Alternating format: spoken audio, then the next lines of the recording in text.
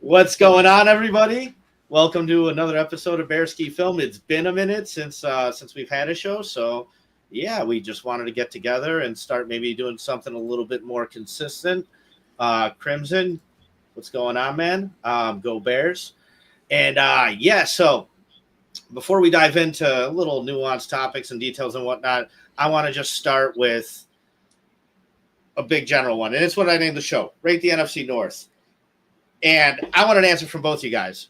Last year, we were fourth in the fucking division, right? However, you could still make a case or an argument that we were better than the Packers. I mean, the first game we lost by a blocked field goal, but we were in position. I hear an echo. I don't know.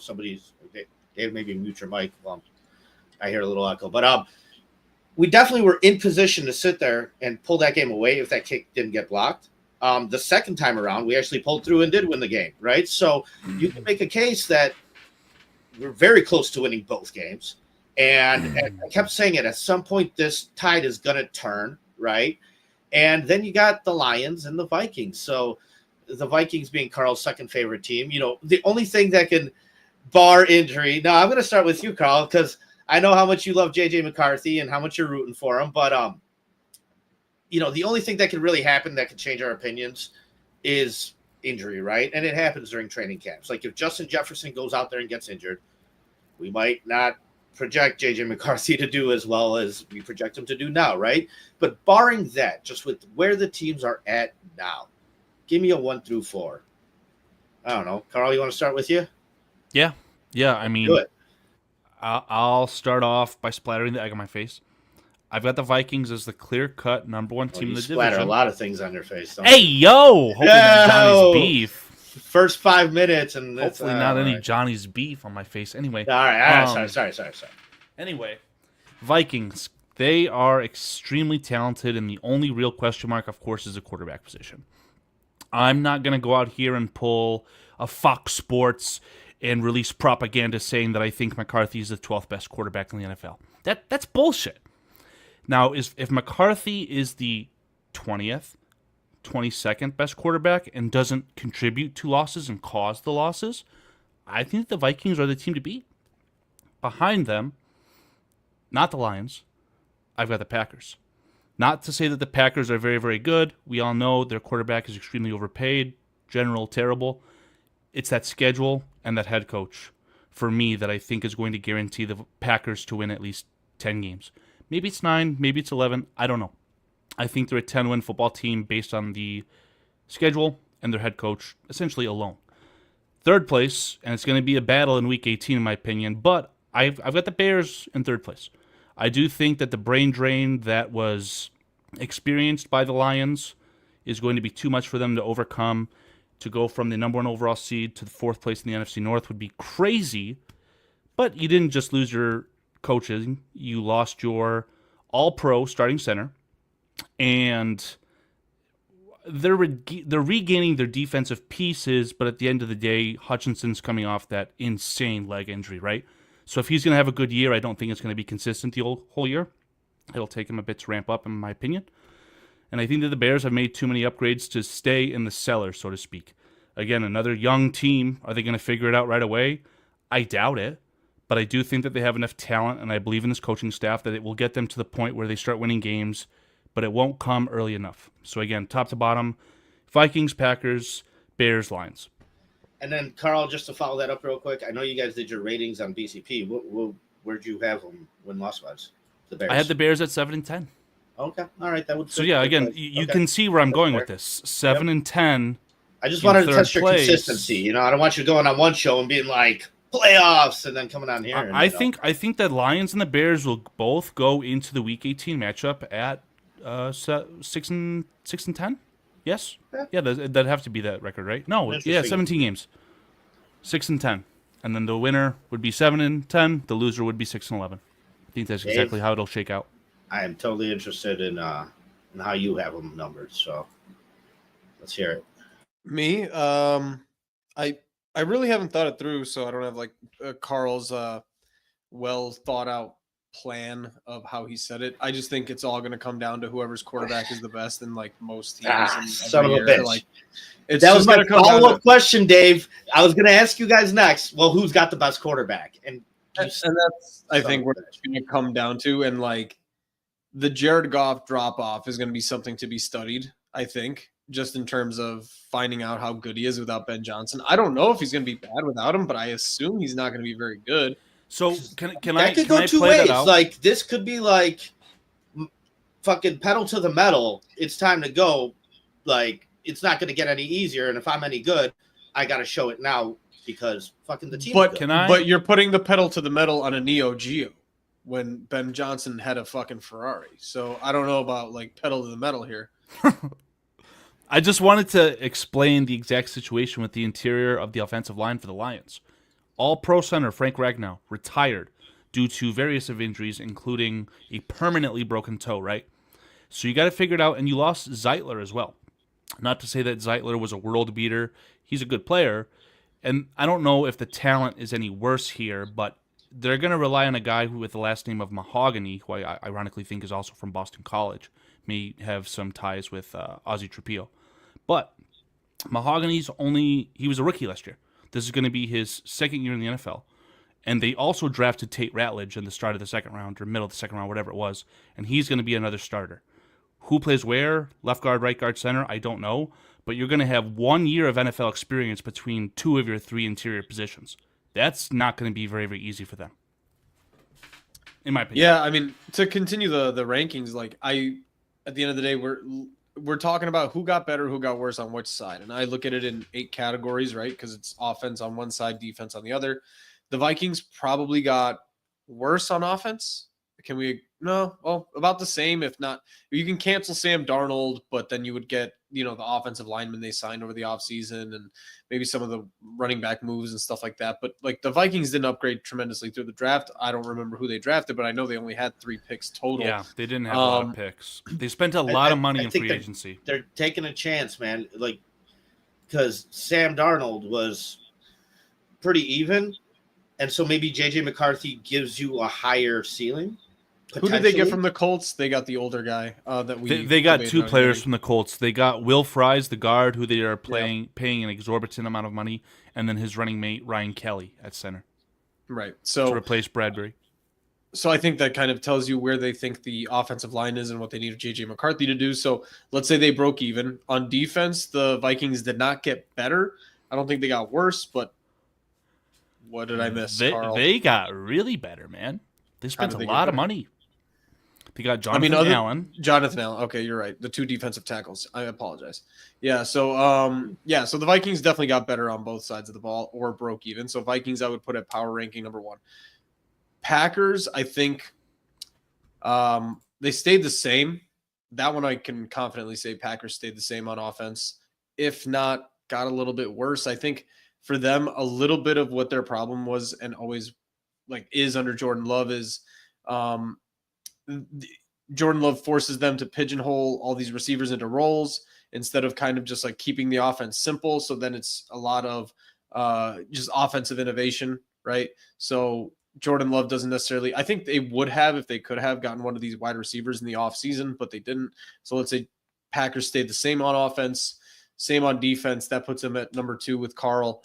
I think the Lions got tremendously worse on offense, I think in every single possible way.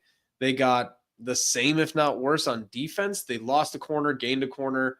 Like you said, Aiden Hutchinson's kind of coming back. They haven't picked up any offseason guys, so they got probably worse, if not broke even. And then the Bears probably stayed the same on defense with scheme, hopefully got better. And then on offense, I don't think there's a debate to say that they got better. So I would have my rankings, uninterestingly, the same as Karl's. So it'd be Vikings, Packers, Bears, Lions. Both you guys. Interesting. But again, it all comes down to the performance of quarterbacks, like you said. I think Jordan Love is finally due for a regression. Yes, I think he's just been the same fucking guy, and it's just not think he's that good. Look at the optics too. If Jordan Love is completing a lot of his deep balls off of his back foot, law of averages would suggest that there's going to be, Crimson said it in the chat, they're going to have a lot more turnovers. I don't know if I directly agree with Crimson saying that Love takes the check down. I think he'd be better suited to take the check down more often. But in any event, I mean, the quarterback sucks. Proof is in the pudding. JJ Yeah, McCarthy, if he end up sucking right away, I mean, they're just fucked for the entire season. Now, Maybe. I'll go out on a limb and say that McCarthy is a kid who, regardless of the talent, ability, he's not going to be a guy who's very easily shaken. Especially pair that with his head coach. Maybe he's just bad, but it would really impress me in the sense to say that he's going to be the reason they lose games. I don't know if I can believe that. And that's the key there, Carl. It's for the Vikings, all McCarthy has to do is not lose the games. Right? Exactly. Whereas from like our position, we need Caleb to lead this team to Stole victories. my thunder, bro. And yeah, I sure did. I just fucking snatched it. And we saw him do that though. We saw him multiple times put this team in position. Like there's only so much you can do as a quarterback. Dude, even the Washington game, he fucking pulled Eberflus off the field at the end. Like he's got more awareness than the head coach. That was one of his 5 failed comeback attempts. Right. So like the team effort last year was awful. And like I have never seen a group of guys give up like that.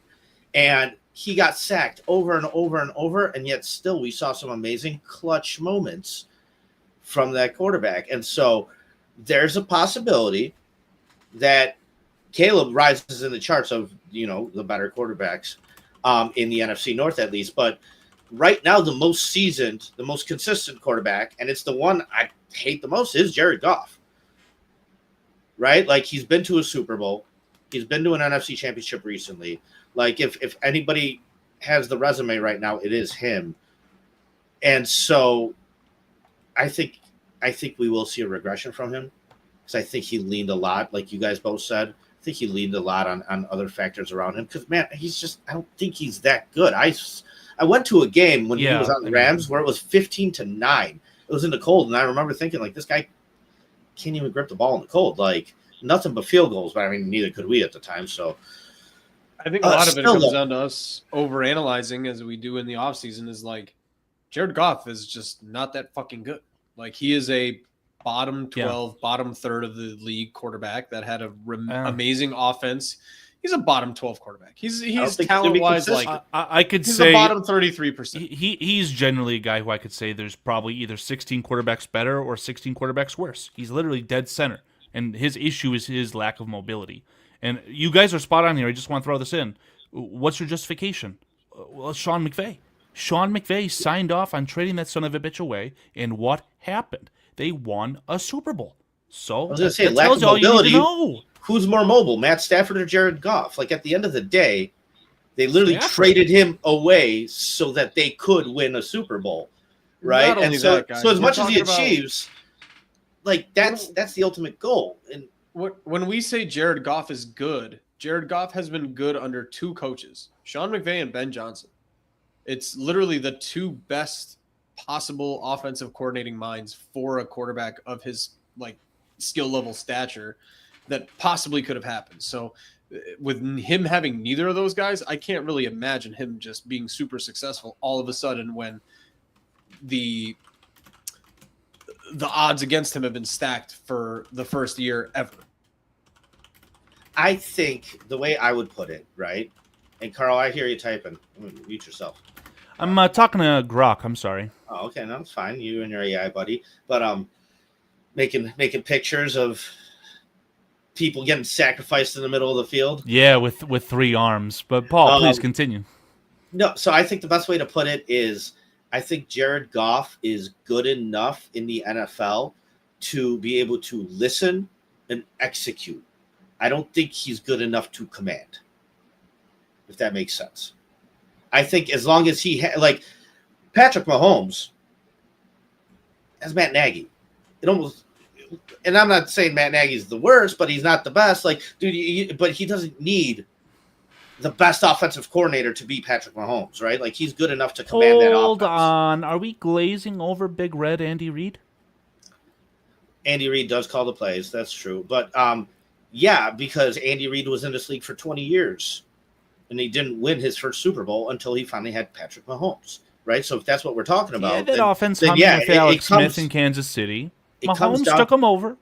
Whereas Jared Goff literally got traded away so the team that traded him could win a Super Bowl, right? So that told me, like, he's good, but they didn't think he was good enough to go out there and do it. And even on the Lions, we saw him make the NFC North championship, the NFC championship, but he didn't win a ring, right? And I don't see him taking steps forward anymore. Like, I think he's kind of reached his peak, and Absolutely. he's had 2 good chances at it. I don't think he's good enough to command an offense with less pieces to have more success moving forward. I think you broke it down very simply. Like, last year was his best surrounding cast, and they barely got out of the first round, got bounced in the second round to, Washington. The Skins. And it's not getting any better for him. So what is the argument here that Jared Goff all of a sudden is just like carrying the team, putting it on his back and everything? Like, it's just not realistic. So I think more than being hypercritical, it's just like common sense. What are we seeing here that makes anybody think that, the Lions are going to be a powerhouse for the third year in a row? It just doesn't really make sense. I just fact-checked myself here with Grok. Dan Campbell's record with the Detroit Lions before Ben Johnson became the offensive coordinator in 2022 was 3-13-1 tie in the 2021 season. So, again, how big of a loss is Ben Johnson? I'd wager that it's a massive loss. Yeah, especially if it goes back to that trend, right? So, and we tend to give, like, do you remember Matt Eberflus before Montez Sweat came on this team? And all of a sudden, Matt Eberflus is a great defensive mind and this and that. No, this defense was jack shit before they got a pass rusher that could actually rush the passer, right? So I think a lot of the times those coaches take some of the credit for the talent on the team. So I'll agree with you guys here. Vikings, number 1. Now, the last 2 years, I've had them at number 4. I thought they were supposed to suck, and they just kept proving me wrong. I mean, they went toe-to-toe with the Lions like a motherfucker last year. I really like Kevin O'Connell. I really like what Brian Flores is doing with that defense. I think even with J.J. McCarthy, I think I give them the most chance to be number 1. And then the rest of the list, I think you could convince me any which way. Honestly, like, I think the only thing I'm most sure about is Vikings at 1, and then 2, 3, and 4. I mean, this division was so damn competitive last year. Like, I know we were in 4th, but there were a lot of wins here, right? So I don't believe in the Packers. I think it's time for them to suck. I really do. I could totally see us moving up from 4 to 2. I would not be surprised if that happened.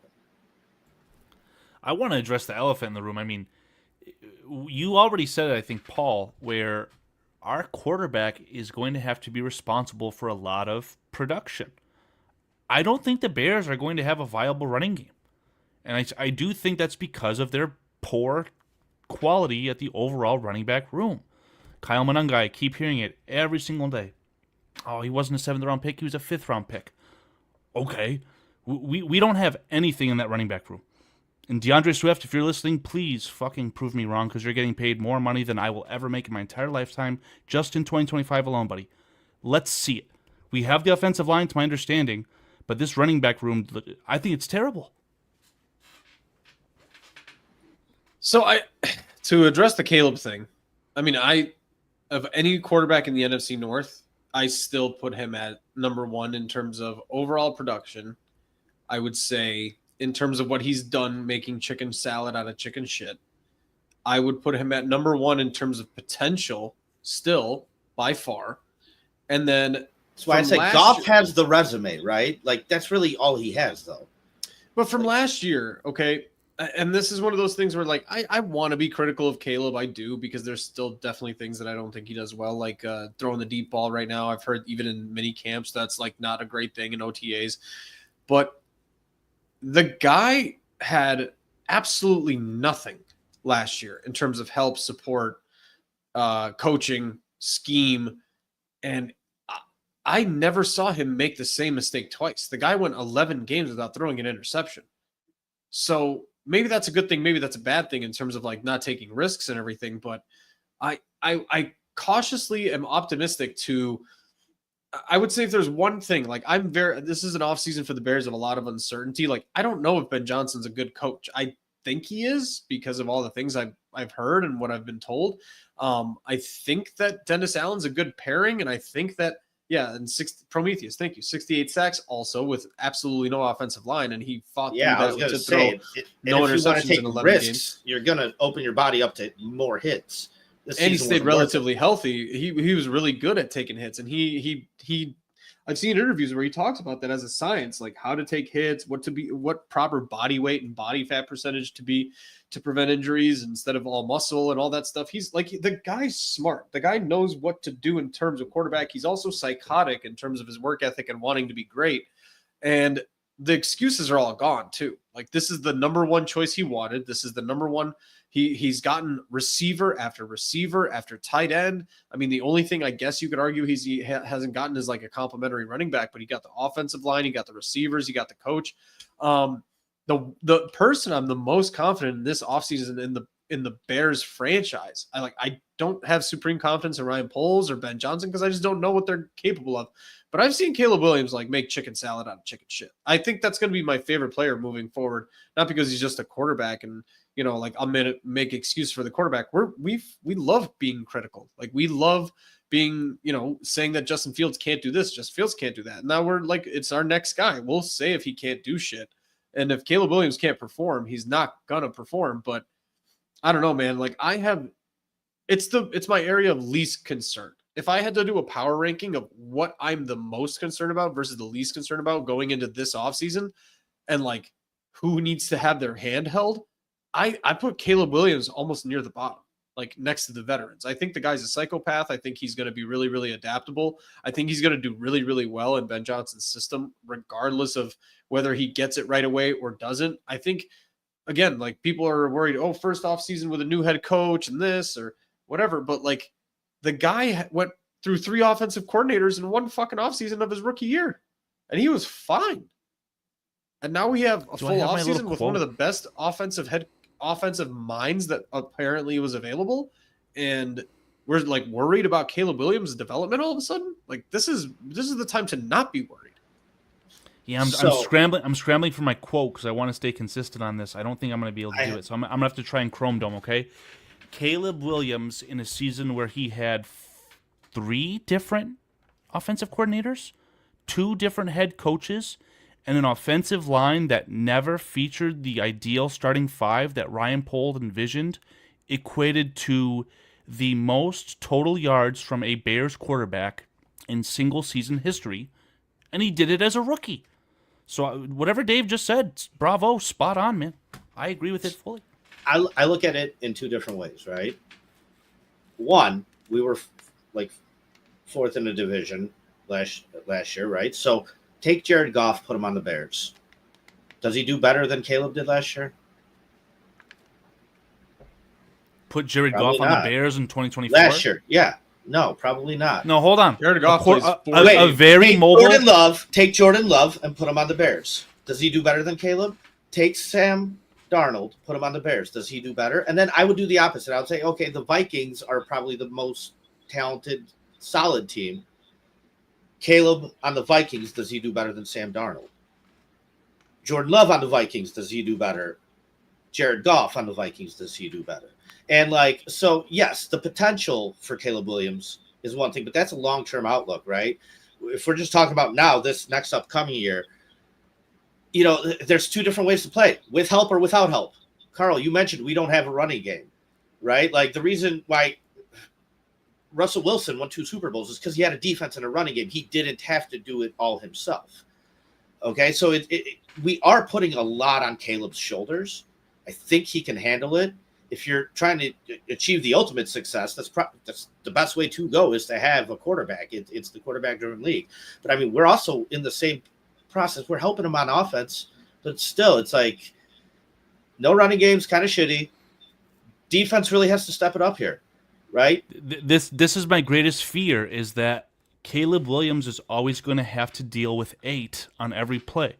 What do I mean by that? he's going to have to deal with 8 rushers or 8 in coverage. That running Or game's not going to 3rd and keep 8. anyone off it, Yards. honest. So is Caleb Williams going to be good enough to overcome that? Is Caleb Williams going to throw for 5,000 yards? I don't know. I don't think it'll happen soon. Towards the end of the year, I think they get on a run. Maybe the running game catches fire somehow, some way. I don't know. But to start things off, at the very least, I think I have the Bears going on like only winning 1 out of their first 5 or 6 games. Like, it's not going to be pretty. Wow. Ugh. Depending on, just to play devil's advocate, because I think Karl is being a little bit dramatic about the running back talent in the room. Absolutely. A little bit. Like Isaiah Pacheco was a shut the runner. fuck up. Let me finish. Who's better? Who's better? DeAndre Swift or Isaiah Pacheco? Now, this is In a awkward vacuum. because we're talking about the predecessor, not the predecessor, the guy who took over for Pacheco at Rutgers was Kyle Monunga. So But, if like, I think it's low-hanging fruit to Guys, compare those two the guy because it's who's very over valid. 7th round pick is another. One question at a time. Like No, who's like better? In I'm talking about a vacuum, like, you put Rutgers DeAndre Swift- legend who runs hard. Like I can see the Dave- comparison. David Guys, DeAndre if you Swift. put DeAndre Swift DeAndre Swift. on the Chiefs, Oh, if you put yeah, DeAndre right. Swift on the Chiefs, I think you're talking I about don't know, bro. $1,400 all-purpose yards. I Yeah, don't know. no, bro. I agree. No. Because- Listen, here's my justification. He was on the Eagles. And the Eagles had a better offensive line than the Chiefs do now than they did last year. And they had a better offensive line than Saquon Barkley just ran through. A better running back helped the Eagles with the same group of talent with a lesser offensive line. That helped them win the Super Bowl. Yeah, because they leaned on that guy, and he was what, a 2nd overall pick. The Chiefs Top don't 5. have to lean on their running game because they have They the other sure things needed a running figured game in out. that Super Bowl. I'm not going to lie to It you, Karl. helps. Like, here's the issue with that comparison too, and I hear a lot of people make it, including you. You love to lean on that, like DeAndre Swift going to the Eagles. The difference between Saquon Barkley and DeAndre Swift is a much bigger gap than DeAndre Swift and Isaiah Pacheco. Like that's the difference. No, between Saquon absolutely. Barkley and Like any it's other very running back. marginal difference. There's like pros and cons on both sides. I don't That's know, why I man, don't think that you but, just like- plop Swift on the Chiefs. Swift But- might struggle to get 1,000 yards if they hone in on him. I don't know. But if you put Saquon Barkley on the Chiefs, for example, I don't think he does what he does in Philly. No. If you it's put less- Isaiah Pacheco on the Eagles, he's also not getting more than 1,200 all-purpose yards. So I think the difference here is like there's only like one Saquon Barkley, and I would argue that even the difference between putting Derrick Henry on the Eagles is just supremely different. if you want to have a really awkward conversation, I mean, I think without Jahmyr Gibbs, the Lions also failed to make the playoffs last year. Like, Gibbs is another dynamic, special player. So, I don't know, man. There's a value conversation in all running back conversations, but I think the gap between the top tier running backs, which I guess is 3 names, it's Barkley, it's Derrick Henry, and There's a couple more than Jahmyr you're willing Gibbs, to maybe. admit. There's I don't Barkley, know. Gibbs, Henry, Bijan Robinson, maybe, but that's an awkward one. I don't think Bijan is that doesn't good. count yet. That doesn't count yet. So 3 bona fide, in my opinion. But you're saying like there's more than I want to admit. I just said there was 3, and you just named 3. So like 3 out of 32. I'll have to go deep into the tank. I mean, there's other Jags. I just can't think of their names right now. But here's the been a other mutt thing: GG. 3 out of 32. 3 Then out how of much do they really 32. matter? Exactly. You just kind of And talk yourself let's in be a corner. realistic. Hold on. 3 out of 30. There's not 32 starting running backs. There's 50 starting running backs every year because every running back room is a split carry thing, or it's somebody's getting hurt. Like the difference is much different. Like quarterbacks is a whole different category. Running backs is there's 90 starting running backs all season long. There just is. There's 3 to 4 per team all season long. Like maybe 90 is ridiculous, but 70? There's at least 70 starters in the season for the NFL at running. Okay. Yeah, Like, I it's mean, just a- there are some injuries that have to be considered, but I mean, guys like McCaffrey are exceptionally elite. Were. Jonathan Taylor, again, I feel like there's injuries involved there, but Jonathan Taylor on a team that has literally no quarterback is still a fantastic running back. I think Alvin Kamara, extremely underrated. think 34-year-old Alvin Kamara. Achan is on his way. Probably won't ever reach there, but I want to see what a guy like James Cook, if he's actually truly going to sit out, how much does that impact the Bills? If the Bills regress, don't be the guy that I told you so if James Cook is sitting out. I'm gonna take a wild guess and say not much. Who's got the worst running back room in the league? Could be Chicago. Think it's that bad? No. I'm just being an asshole about it, let's be honest. I mean, the Vikings running back room is not insanely special. I think it's underrated, right? Aaron Jones is not much worse than DeAndre Swift. The guy, Jordan Mason, that they got from the 49ers, he's a lot better than Roshan Johnson, I can tell you that. So it's kind of like what David said to an extreme, though, because like you said, there's a bigger gap between the great guys and the good guys. But then the good guys to the back, it's all kind of a mix after that, isn't it, Dave? I really, my whole point of why I brought this up and like mentioned the whole like just being a little bit dramatic about the running back room is I really don't give a shit if it's Kyle Monungai, DeAndre Swift, or Ian Wheeler at that point. If the fucking offensive line is making some holes this year and there's a better offensive scheme and there's a better running scheme this year, I mean, there are 2,000 all-purpose yards to be had on the ground in this scheme. Where it goes, I don't really give a shit. If it's 800 to DeAndre Swift and it's 500 to Kyle Monungai and it's fucking 400 to Ian Wheeler or whoever the fuck else, Roshan Johnson, I'm fine with that. I'm fine with that. Like fullback Roshan Johnson with 400 yards all season, like I'm fine with that. There's 2,000 yards to be had if the offensive line is good. So I think the skill level of the running back, I think Ben Johnson, of all people, kind of told you what he thinks of the running back position by not reaching in this draft. And he knew that he could get through this year and probably get 75 to 80% of what he would like to get out of the running back position with these guys in this room without freaking out about it and overdrafting, where then next year he can go out and get his guy or draft his guy or go get his guy in free agency. And even if he can't, because the cap situation might be fucked to get a expensive running back, I think he's fine with a second or third round running back in next year's class too. I think that is a position where you could just get a guy. Like, I don't know. I mean, I think the Bears told you what they think of it. And Ben Johnson had a lot of control this draft. And I think it speaks to where people were taken. He could have taken anybody he wanted. Can we circle back to the investment that the Bears have made in their skill group outside of the running back position? I have a next question. We have a first-round pick draft, but yeah. And a second-round pick, tight end. We have a 9th overall wide receiver, a 39th overall wide receiver, and for all intents and purposes, DJ Moore is a first-round pick when they acquired him in that trade with the Panthers, right? And that is a lot of capital. So as long as his defense doesn't need serious rehab, don't be surprised if the Bears go running back in round 1 next year if they feel like they're that piece away.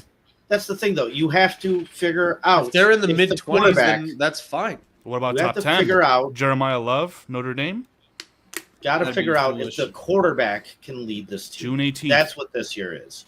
If the quarterback shows you he can lead this team, then yeah, you go ahead and you can get a running back and pay a premium to do it. It's the last piece that's missing on this offense, right? Am I wrong? Yeah, but if the quarterback sucks, unless the left tackle sucks, Caleb fails, despite having all the weapons, then a running back investment might not be the biggest thing on your list. So I don't know, Dave. You said my issue with Carl's comment of like this is the last missing piece on the team, like. The last missing piece on the Eagles team was a guy they got for free by just paying him money. Right, but that was an all-time blunder. They're going to write documentaries on that. How did the Giants draft a player 5th overall and let him walk for free to their arch rival? Imagine he let Caleb Williams walk to the Packers. How mad would that make you guys? The last missing piece of the Ravens was Derrick Henry. Yeah, the last missing piece of the Buffalo Bills offense was James Cook, who, correct me if I'm wrong, 3rd round pick, 5th round pick? No, he's a second. Whatever the case is. He's a bit of a jag. Like, the 49ers went out and got McCaffrey. Like, you have to be in position. And then you go to the Super Bowl. But you have to be in position. They got it for a 2, a 3, and a 4. Right, and there's a little bit of baggage there, right? He was dealing with some injuries as well, I'm pretty sure. Not at the time. But I don't know about that. The I don't know about Eagles that. Dealing are a with them playoff now. team. We knew the Bills Nothing are a playoff serious. team. We knew the Ravens are a playoff team. We know 49ers are a playoff team. Those are all playoff teams when they make those moves. Right, that's what I'm trying to say. We're So if the fourth in the Bears division. surprise us and they go to the playoffs with a winning next record, year. And next Who year, was you the make that missing move. piece for Tom Brady? Which running back was the missing piece for Bill Tom Belichick. Brady? Bill Belichick at running back? Who was the missing running back piece for Patrick Hey, Mahomes? didn't they have Corey Dillon when they won their first couple Super Bowls against like the Rams or whoever it was? Like Yeah, that was but a that was very when Tom good Brady running back. was a Jag. That was when Tom Brady was a Jag. Exactly.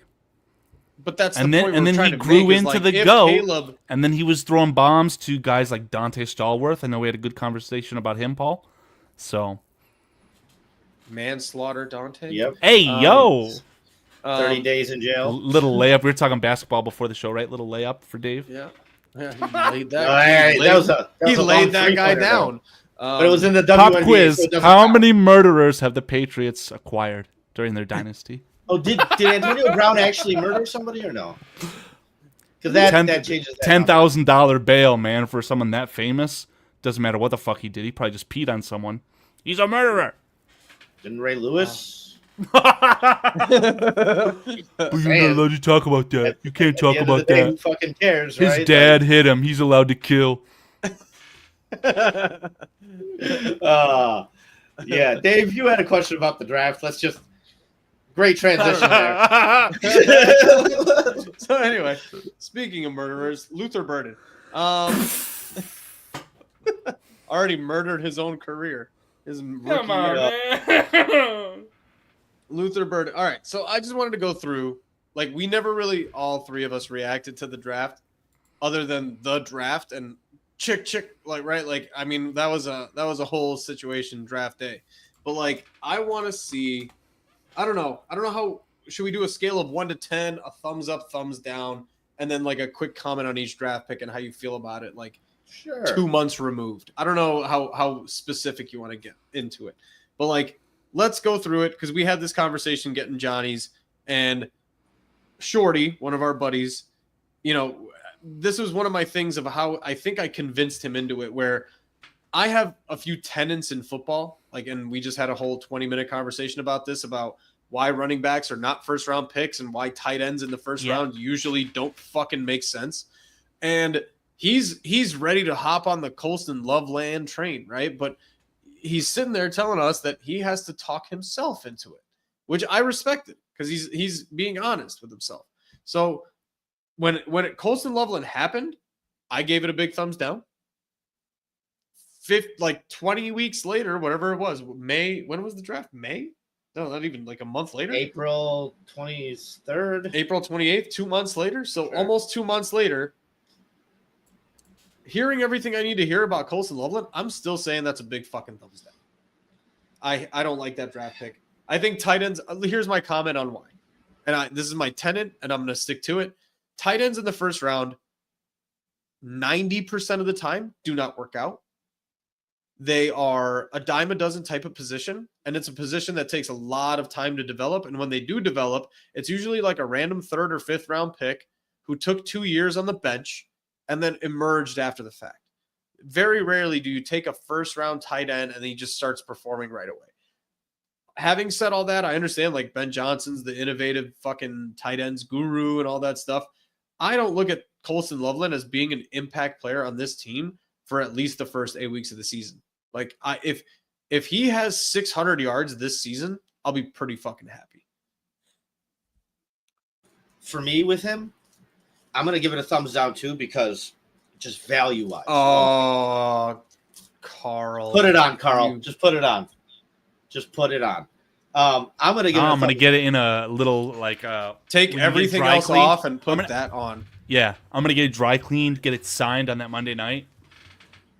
I want you to do the dance from Silence of the Lambs. And then once you get it signed, it might depreciate in value is what we're telling you. Don't matter. Well, here's the thing, though. Like, Do you know what, Paul? You failed to recognize. Did you know that Colston Loveland is a 2023 NCAA national champion? That's not going to depreciate, buddy. no, but like, dude, it's disappointing to hear Should've gotten Ryan the Michigan Poles jersey then. preach. It's disappointing to hear Ryan Poles preach value, value, value, and then make like the most unvalue move. Like, I get Ben Johnson having input and whatever. And listen, whatever the yards are, whatever the stats are for me, it's more moments. Like, if he has 6 touchdowns, but they all come in clutch moments, and like 3 of them are game winners or something, like to me, that's a lot more meaningful than the stats in itself. But just in general, like, you look at the tight ends around the league, dude, you're right, David. Like, Gronk was a 2nd-round pick, right? George Kittle was a 5th. Where was Travis Kelce? What was he, a second, a third? Third, yeah. So, like, what type of player does Colston Loveland have to be in his career to be worth that pick 1? I guess I go back to, like, okay, for anybody, if you wind up signing him to a 2nd contract, at the end of the day, it's kind of whatever. But, like, if you're really going to nitpick, yeah, he's got to be like a Travis Kelce in order to be worth pick 10, right? Like, it's just unrealistic, in my opinion. But that's my philosophy. That's why I go defensive tackle, defensive end, usually, or left tackle with the top 10 pick. And the other thing is like, I guess you're right at the edge of this, but if you're picking 10 or higher, it's important that the guy works out. Like, he's a slam dunk. I gotta, like you said, we're talking ourselves into it. We got a lot of questions. If we're getting a good level Colston Loveland by week 10, right? Like, when I say like good high level Colston Loveland play, is that worth losing 8 to 10 weeks of a starting defensive tackle that's mediocre? Like a mid-level, you cannot be drafting a player in the top 10 and thinking only half of a season at a time, right? And you understand Colston Loveland hasn't touched the practice field. Oh, he's touched it. He just is not in any contact, and he barely started lifting weights recently, so he's a bit undersized. None of you guys have brought this up, right? When we've done our oodles and oodles of mock drafts and whatever other shenanigans we've done in the offseason up to this point, right? What have we said about this past draft? Picks 20 to 60 are the same value. The opportunity cost of drafting a tight end to the top 10 was a lot lower than it would be in normal years. I'm not going to come up here and give you 2 thumbs up and say, oh, Loveland's my guy, Loveland's my guy. I did not want them to take Tyler Warren at 10. I'm not happy that they took Colston Loveland at 10. I admit that Loveland was the perfect tight end available in this draft to complement Cole Kmet, which I hope he's a compliment and not a straight-up replacement. But I would have preferred a defensive tackle. I would have preferred a Kenny Grant, a Walter Nolan, something to beef up this interior defensive line. Because just like how I think that the Bears' run game is going to struggle, I think the run defense is going to struggle. I'll give you week 6. He's not going to perform anything of value till week 4, 5, 6. He will be an irrelevant player on this roster for weeks 4, 5, and 6. You make it seem like tight end isn't a hard position, though. Like, it's an extremely hard position to play in the NFL. So is defensive tackle and defensive end when you're a fucking 21, 22-year-old. I'm not sure about that. Not comparatively, at least. So that's my argument, though. Is like, so we're taking a project at 10 when you could have had Kenneth Grant. I wouldn't call it a project. It's more of the tight end position and the nature of that position, right? Let's look up let's take look up Mason Gronk. Taylor in the 2nd round. And take if you got to that's exactly what I wanted. With the top 10 pick, you're more focused on immediate impact, right? Like, if you want a project, but that's my point here, is that this draft was a little bit unique. You didn't have 32 first-round picks in this draft. The other thing I would say is when it comes to backup tight end last year, you had Gerald Everett get, 6 catches for 36 yards? So you can say, okay, we'll blame it on the coaching and the play calling, and we've upgraded that, right? So, like, let's see what average tight end 2 can do now before you sit there and go ahead and take that. Whereas on defense, you got to a point where you were saying, oh, Matt Eberflus is a good defensive play caller, but clearly we still need a defensive end and defensive tackle, right? So, like, in my opinion, you might have upgraded tight end 2 due to coaching alone. Okay. And sacrificed another position at that point. I've got a question for Dave. Let me know, Dave, would you be happy with these rookie season statistics for Colston Loveland? 42 receptions for 546 yards, which is about a 13-yard per reception average, with 10 touchdowns. Would you be okay with that? 10 touchdowns? That's huge. Yeah, I'd be okay with not that. gonna Those are the rookie season statistics for Robert Gronkowski. So Yeah, he's not going to get that. But you're comparing him to the GOAT? I'm just saying, you brought up the 600 yards as a rookie. You said that you'd be flabbergasted, so just want to document that. 600, 10 touchdowns is the anomaly. If you had said the first two things without 10. Now, yeah, there's probably no chance that he gets the 10 touchdowns if Cole Kmet is involved in this offense whatsoever, right? And I try to tell you this at Johnny's. 10 touchdowns means that Caleb Williams threw for 41 touchdowns. That's exactly what I'm saying, Crimson, right? Crimson, Well, that's what I was saying, though. Exactly what Crimson's saying. It's not even about 10 touchdowns. He could have 5. When do they happen? Yeah, are they clutch garbage moments? Like, because we need impact right now. And for a tight end, too, to impact, they're going to have to come at clutch moments. That was such a dirty stat, Carl. That was so, like, you used the GOAT, first of all. You used literally the best of all time at tight end. That's bullshit, by the way, but whatever. Gronk not being the best tight end of all Tony time Gonzalez is better. Antonio Gates, arguably better. Oh, no one's gonna agree with Greg you here. Olsen? What about Greg Olsen? Yeah, Like, you want to talk Greg about Olsen that? 3 Is years. Greg Olsen It the top took 10 Greg tight end in Olsen NFL history? I 3 say years. yes. Yeah, It took him probably 3 years. Yeah. 3 years before And we he started. pissed him away for nothing. You're using Tom Brady as a quarterback in his prime. This is Tom Brady in his prime. Tom Brady using Colson Loveland in his prime. Now, you put Colson Loveland in Gronk's I didn't position, think about this he's when I probably looked it getting up. 900 yards and 12 It's a similar situation though. You had 2 rookies, but you had It's 2 tight end not. offense. Aaron It's Hernandez. not at all. Aaron Hernandez, as far as scheme, 2 tight ends on the field for more than the average. I think it's a fair comparison. A quarterback with 5 Super Bowl rings by the time Gronkowski got there. 4. Say that again? You're talking about he got a quarterback with 4 rings by the time Gronk got there? Right, yeah, and the Patriots never invested in a running game, so they had to throw the ball around the yard. I hear you. But what is your argument here? I'm really confused. I just want to know if you think that those season statistics would be good. If the first year of the greatest tight end of all time would be We're not talking about him. We're talking about Loveland. I would agree. Okay, so you're going to get a Loveland jersey just like me. No, so Carl. Let's take a middle of the pack actual rookie tight end season. He has 40 catches for 550 yards and 4 touchdowns. How is that? Are you happy with that? That's almost identical to what I just said. Okay, so minus 6 touchdowns. Minus 6 touchdowns, like that's nothing. Lot. You're saying it like it's nothing. Sir, I hear what your argument is. I want 6 to ask touchdowns you. is a full season. What the fuck are you talking about? What's the record for receiving touchdowns in a year? Isn't it Randy Moss? 6 in his career.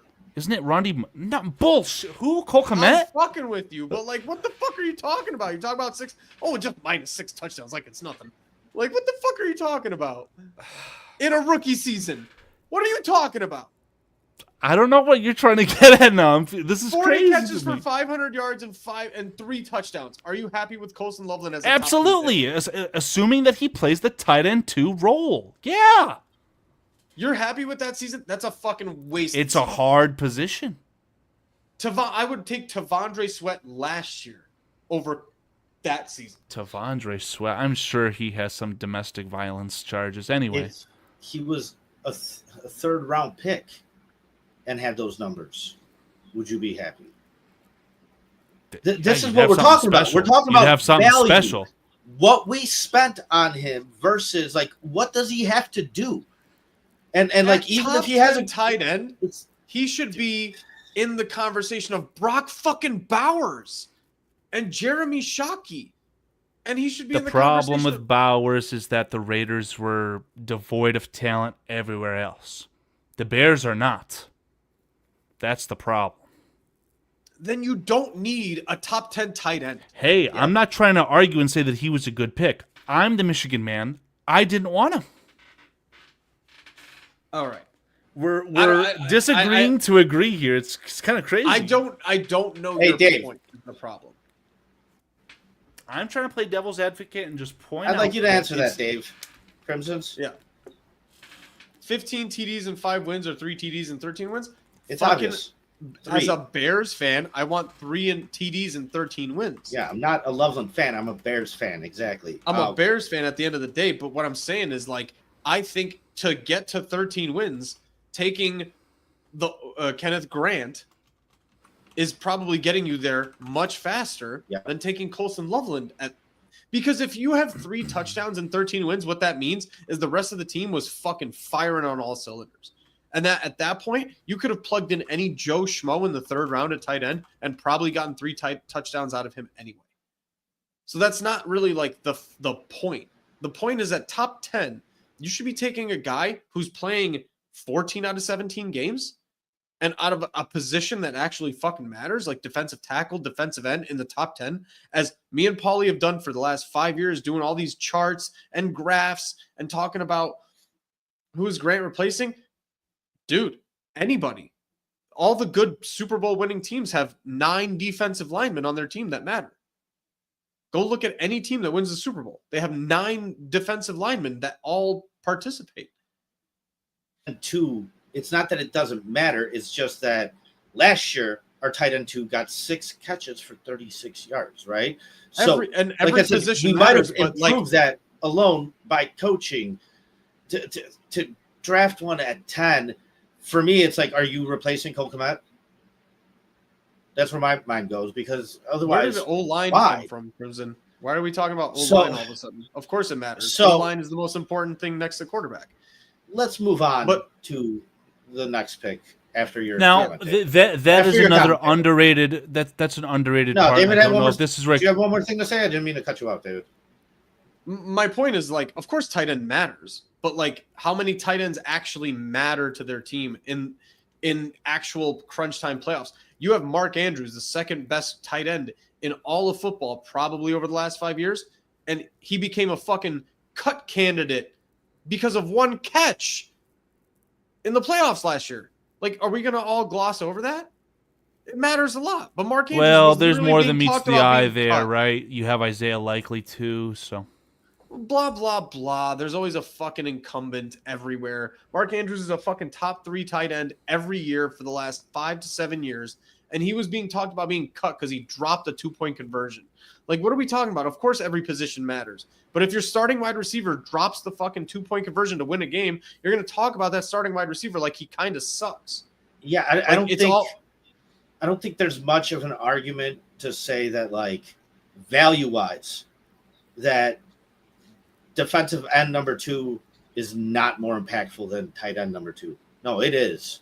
It's a lot more impactful. And you're also talking about, let's be honest, at the same time, he's saying all the more reason to have 2 tight ends. We haven't even spoken about our starter yet. So, like, why are we talking about the 2nd round pick as if he's going to make the difference here? Or our 2nd starting tight end? Like, what are we talking about here? We're not talking about having 2 tight ends. Are you saying Isaiah Likely is the MVP of the Ravens? I can name 7 players on offense that are more important than fucking Isaiah Likely. And he might be their best pure pass catcher on that fucking team. But there's still 7 players more important than Isaiah Likely. Let's move on to the next pick. Luther Burden. I want Karl to start here because he seems to know a little bit more about the Luther Burden thing. And I want a thumbs up or thumbs down to start with Karl. I got 2 of them. Oof. Pointed to the sky. Yeah. I mean, elaborate. Luther Burden at the end of the 2023 college season was, in some circles, undeniably the number 1 overall prospect, period. So you got the number 1 overall pick at pick 39? I do believe in this Bears coaching staff. I think that extends to Ryan Poles, and for them to invest another high pick into their wide receiver room, I think it speaks volumes to how good they think Luther Burden is. That makes me very, very excited. He adds a dimension to the Bears offense that was missing. They didn't have the best yak, in my opinion, after DJ Moore, and they definitely didn't have a guy to, like, stretch the field as far as speed goes, right? Thanks a lot, Tyler Scott. You had one job. I'm saying no Tyler Scott? So, Luther Burden, in a nutshell, fantastic. I see the anger that could be associated with this pick because it was so high. I'm not the biggest fan of following up a wide receiver at 9th overall with a wide receiver at 39th overall the next year. But I do think Luther Burden is very special. And assuming that injury is nothing serious, I think he'll be great for the Chicago Bears. I am very, very excited for this pick. Simply put. You want me to go, Dave? I could go next. Yeah. So I guess thumb sideways for me. I'm not really too high on it. I'm not really too low on it. These guys are playmakers. They can make a difference. They can shine pretty quickly. If he is really good, it'll be really worth it. But like sometimes in moments where it matters most, like I think about the Ravens, not this past year, but the year before. What changed the game against the Chiefs was Zay Flowers fumbling the ball as he's diving in for a touchdown. You know, that was their wide receiver 3. Like in those moments where it matters most, you might need that wide receiver 3 to really come through for you. And it's nice to have a guy there that you feel has the ability to come through for you. However, I like look at it and I'm trying to make sense of, you know, our first and second round picks being in the last 2 years now, right? We got wide receiver 3 at pick 9. Then we didn't have a second round pick last year, correct? Right? I see where you're going with wide receiver 3. And now, I didn't understand it at first. Rome, right? He's wide receiver 2 now, but he was wide receiver 3. And now we get tight end 2 and wide receiver 3. Like as far as address, I always feel like you have to balance team need with value and best player available. And I just don't feel like that was done very well with some of these high picks because at the end of the day, like you still need a running back, like you said, Karl. Well, yeah, let's might have been that. better off Paul, taking a running back at that. Let's address spot, that right So, here, right now. The guy that you guys love to hate, Ryan Poles. He did call the Patriots. He tried to trade up, and I don't want to hear any bullshit on this. He tried to acquire Travion Henderson, and the Patriots didn't let him. So what do? Good teams take best player available, period. You got the 2023 first overall pick at pick 39. That's your consolidation for failing to trade for Travion Henderson. It is what it is. I just want to address this. It's not so much that we dislike the picks. I think it is more because we overpaid. And I think you want to find a good balance there, right? And it's a lot easier to like the picks when the expectation from them is realistic, right? So, like we said, for Colson Loveland to be good, well, he's got to be good to be worth picking at 10. Like that bar is set very, very, very high. And so there's a balance there, right? So that's why let me cosplay as a punching bag. Will you guys like the pick of Luther Burden if DJ Moore is not on the roster next year? I'm addressing the question real quick. Like, it's not that we dislike the picks, but like, it's so short-sighted to say like Colson Loveland's going to be a great fit for this team. Colson Loveland to be worth a 10th overall pick needs to have a 1,000 to 1,200 yard season in the first 3 years. The odds of that happening are fucking slim to none. So what about Luther Burden being worth an early second? So I don't hate that one as much because wide receiver and skill positions are a little bit more a dime a dozen. I guess my only question, because my issues with Luther Burden as a pick are the same as many people. Sorry, that question is distracting me because it's still on the screen. So he was injury prone, from what I understand, last season, where he had an injury coming into the draft. And then secondly, his knocks on him are personality driven, which currently as a Bear bullshit. And so I'm asking, Karl, I'm genuinely asking because that's why I wanted you to start this. Reading between the lines and that's crazy. That's crazy, Crimson. Come on. Like, dude, the team can be fucking good independent of one good player. Like, or a high draft pick. There's Rex plenty Grossman of teams still that are sucks. Yeah, what the fuck are we talking about? Like, well. So like there's plenty of first round picks that have Super Bowl rings that didn't contribute. Like, what are we talking about here? Like, but I we're think talking about I think a those player, are two different a player that we conversations, right? a player that we're we talking want about to a player. contribute because he's a top 10 pick in a new regime. Like the guy Right. needs to contribute. Like he needs to be relevant. Colston Loveland needs to be a top 5 player on your offense in the next year or two. It's just a fact. Like for him to be worth a 10th overall pick. If he's not a top 5 player on your offense in the next 2 years, he's a wasted pick. It's just a fact. So Luther Burden, like that one doesn't annoy me as much because he seems really good. Two things I would say about Luther Burden, like from what I've heard and read between the lines of all the press conferences for the Bears and all that stuff, Ben Johnson's getting fucking annoyed with Luther Burden not being on the practice field, putting out press conferences where he's saying that he should be out there and he should be participating. He's saying and he how would like important it is to have that time. He's saying it's important that he's missed that time. He's not mad that he has. It's not because he's too busy at the Playboy Mansion. The guy's injured. Okay. And then secondly, I would say if you're drawing a parallel between Jameson Williams and like Luther Burden, so far, Jameson Williams is talented as fuck. I found that shit on the Lions corny as fuck from a fan looking outside in. He's going to be one of the reasons why that team goes from first place in the NFC North to fourth. Jameson Williams will be one of those reasons. Watching Jameson Williams from the outside looking in, I thought that shit was corny as fuck.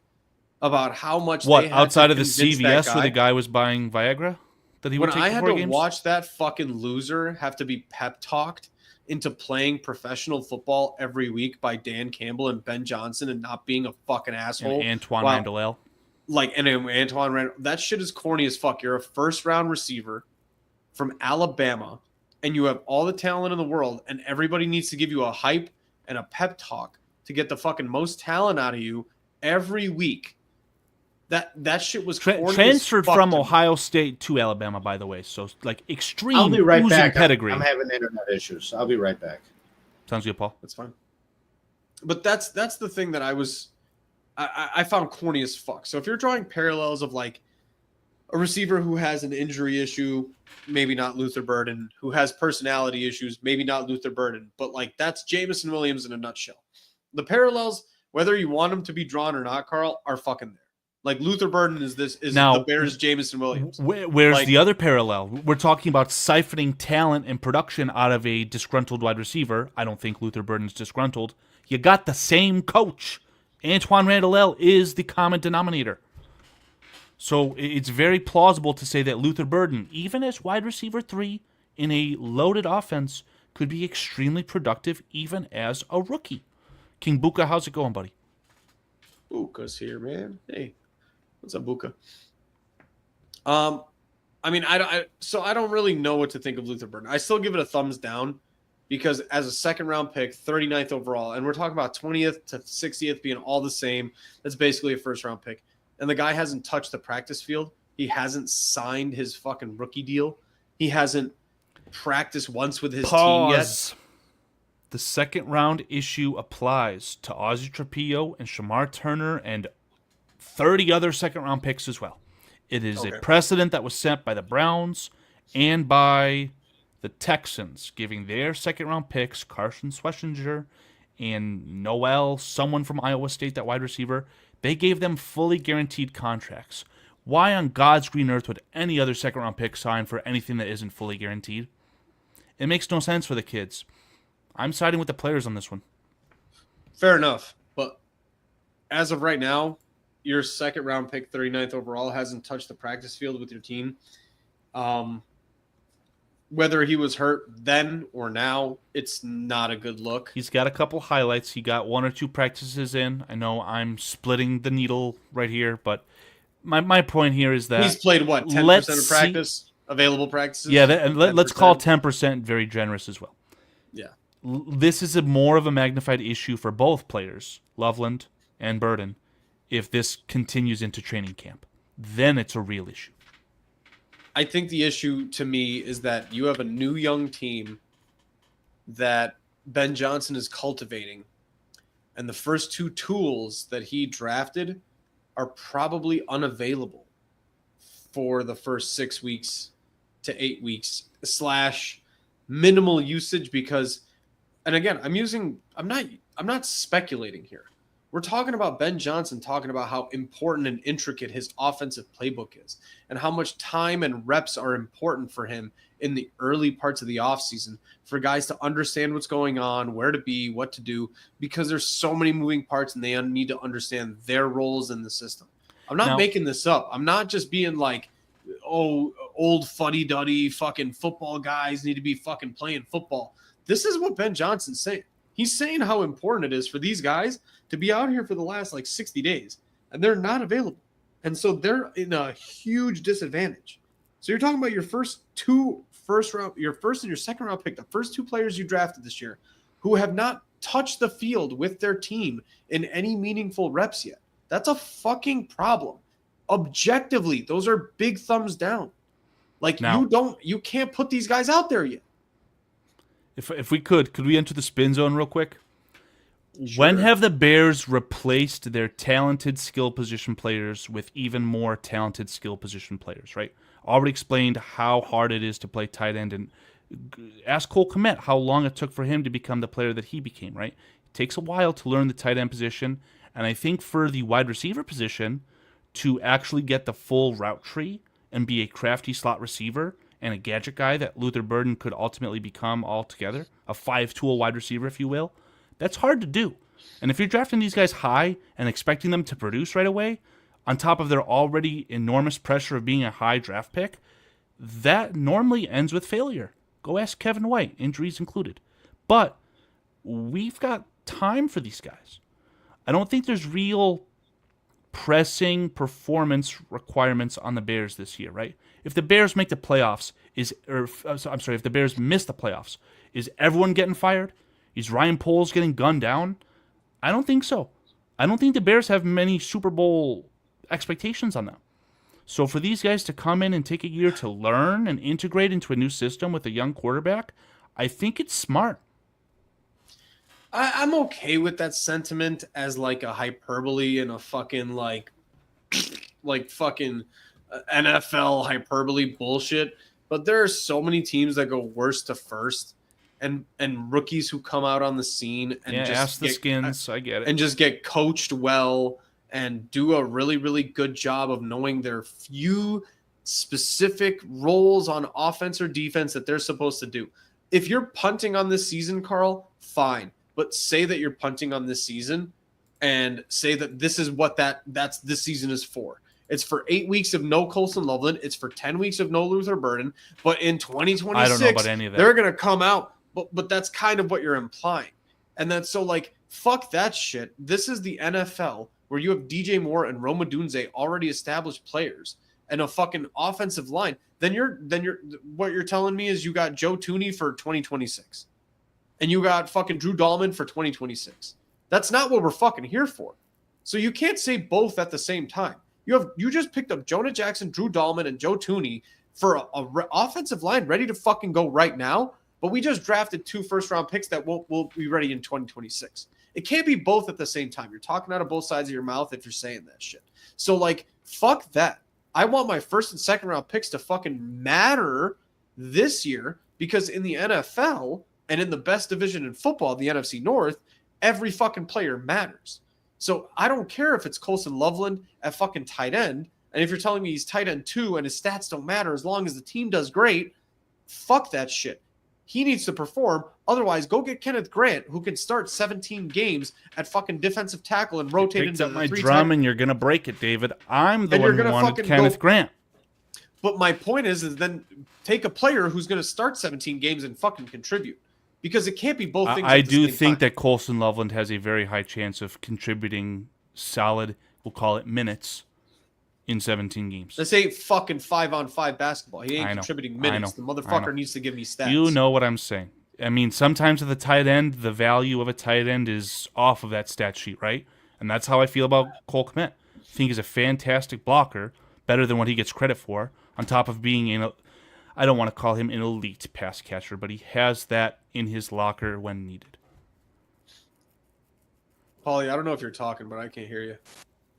Ah, shit. Yeah, I cannot hear Paul right now. Paulie, nobody can hear you, Paulie. He said, fuck. Yeah, I I heard fuck. I heard the fuck through the screen. I saw. Wait, did Dave just say that he saw Paul? I'm not finishing that. I mean, Crimson, you're talking out of both sides of your mouth right now, dude. Like, I'm sorry, dude. You're such a good contributor most of the time. Right now, this is all fucking. I mean, you're talking out of both sides of your mouth. You're all gas, no brakes, zero regard for the future. What are you talking about? You want the team to do well, but you don't want the stats. But the Colson Loveland doesn't matter, and as long as the team's doing well, then it's all fine. But Colson Loveland's stats don't matter. But if Colson Loveland doesn't contribute, then the team doesn't do well. So then, like, what are you talking about, man?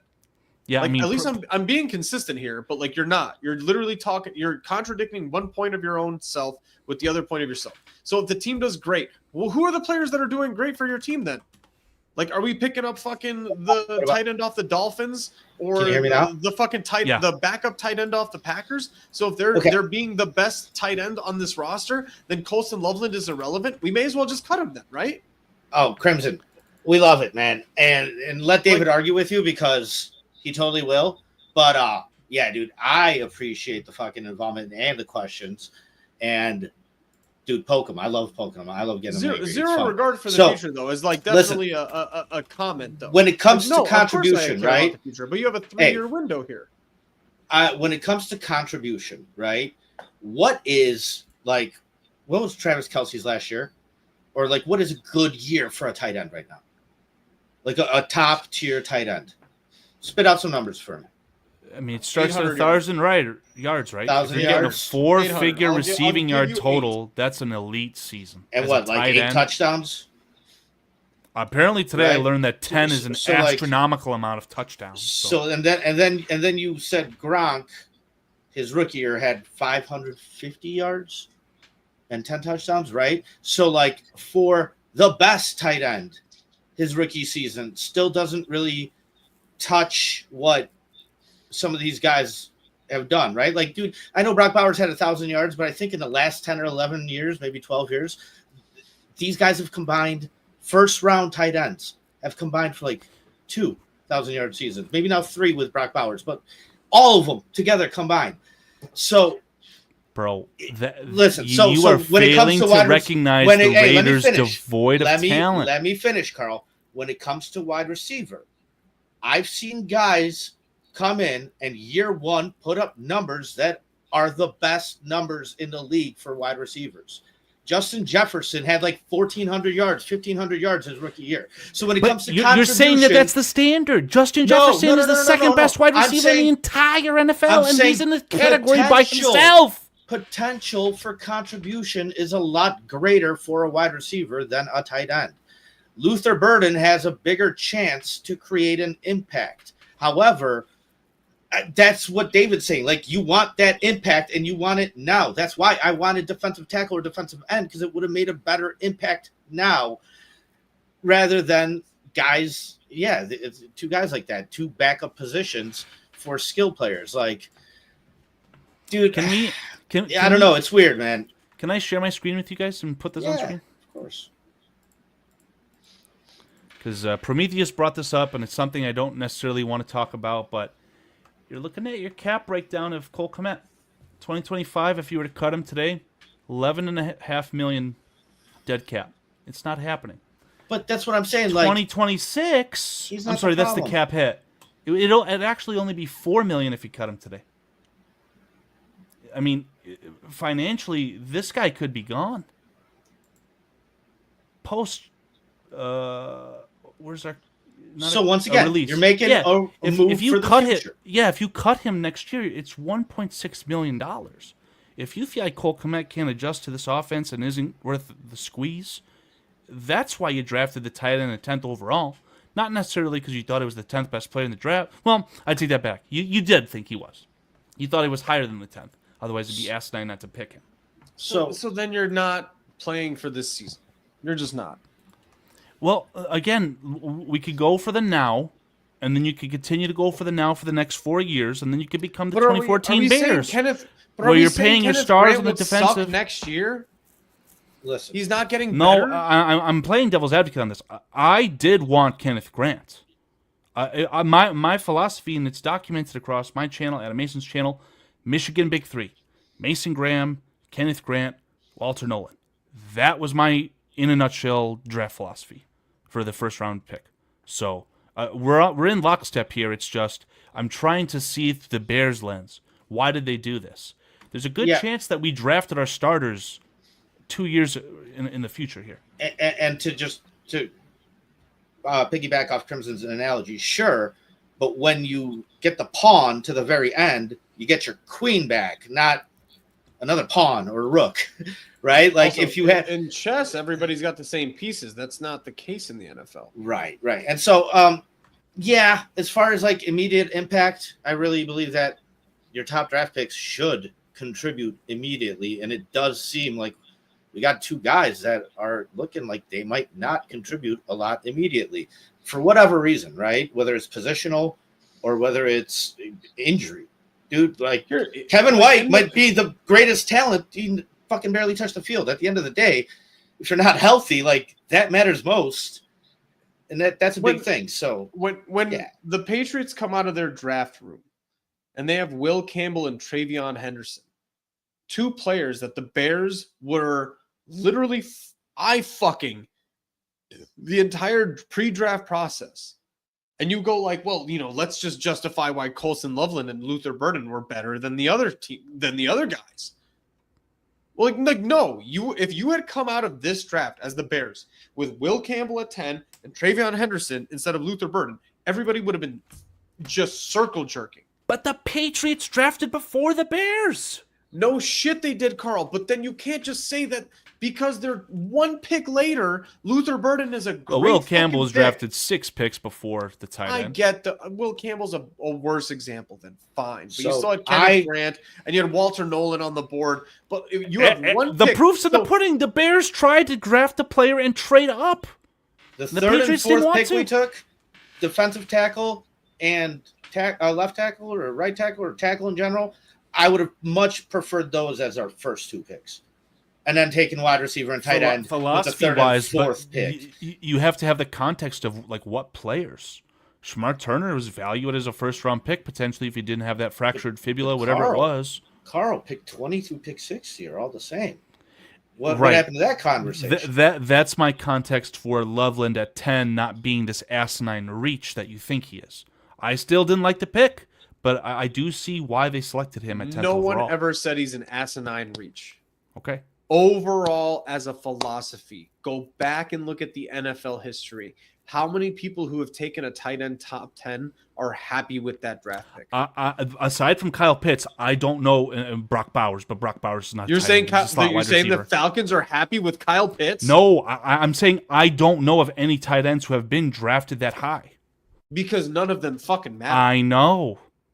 Means that it's irrelevant. They're not relevant. They I don't know. matter. They don't come back to matter. I just don't want the added context to miss, right? Like there weren't 32 first-round talents in the 2025 NFL draft.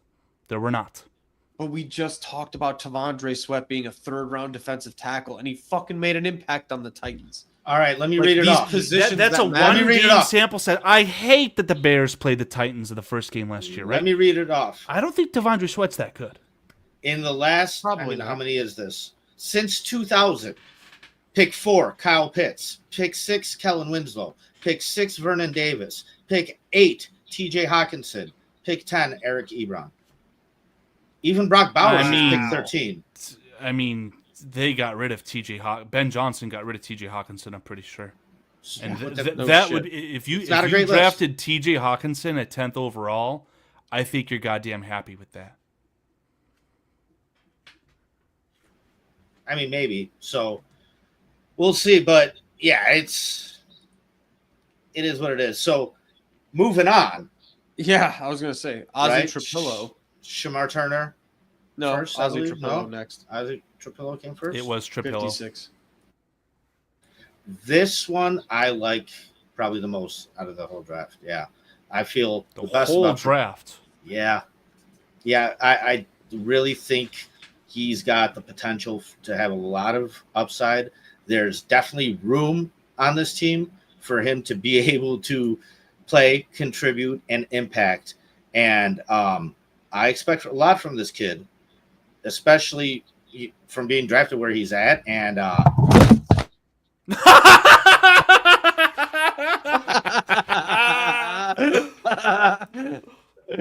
what am I gonna say? Was silent? Was that an audio cue of Lucas Van Ness getting fucking obliterated by Ozzy Trapillo? I hope so. That was awesome. That was so good. That was so good. His mic's out. You bum. Foster said, "You okay?" Foster's probably whipping around Elmwood Park, just trapping. He's just listening. He's like, "Did balls just fall?" Can you hear me or no? Can you hear me?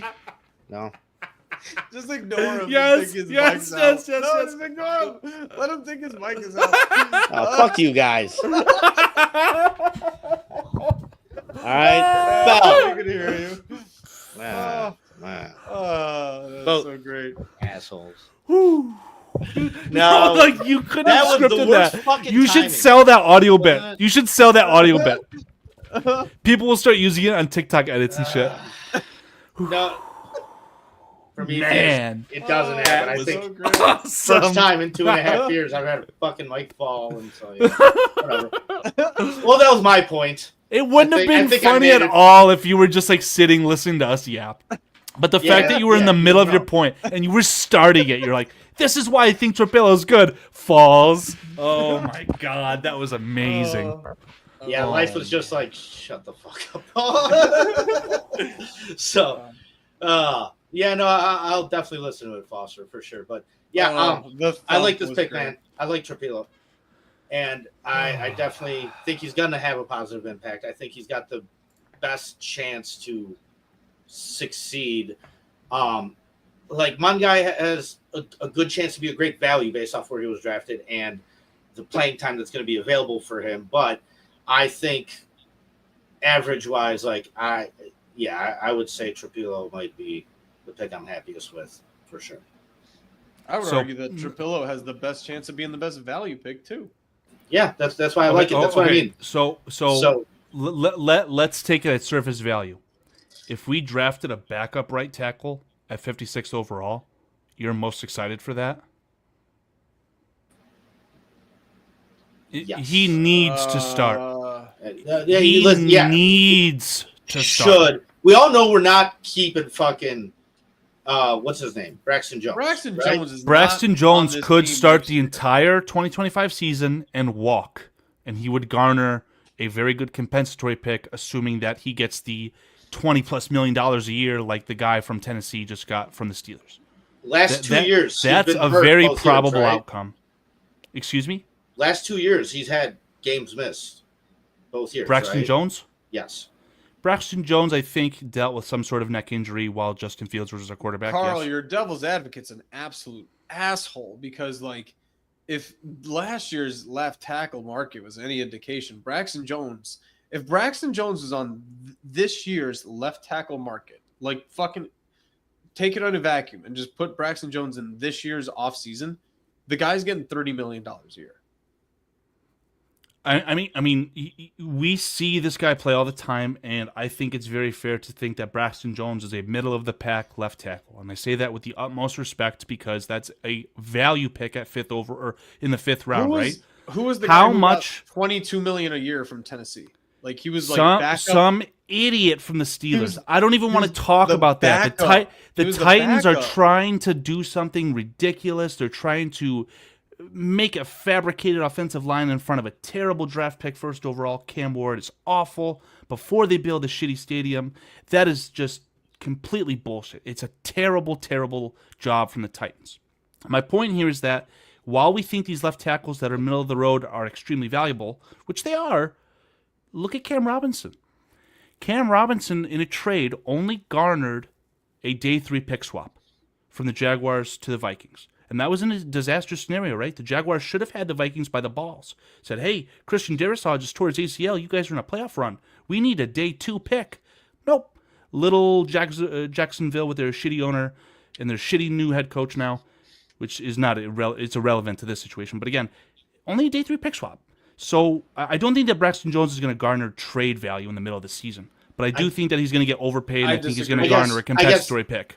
Can I just say it in one line? I guess if my definition of Trapillo being successful would be if he can replace Braxton Jones and just be better than Braxton Jones, he's totally worth where we picked him. And I think that's totally possible. In the middle of the season? Totally possible.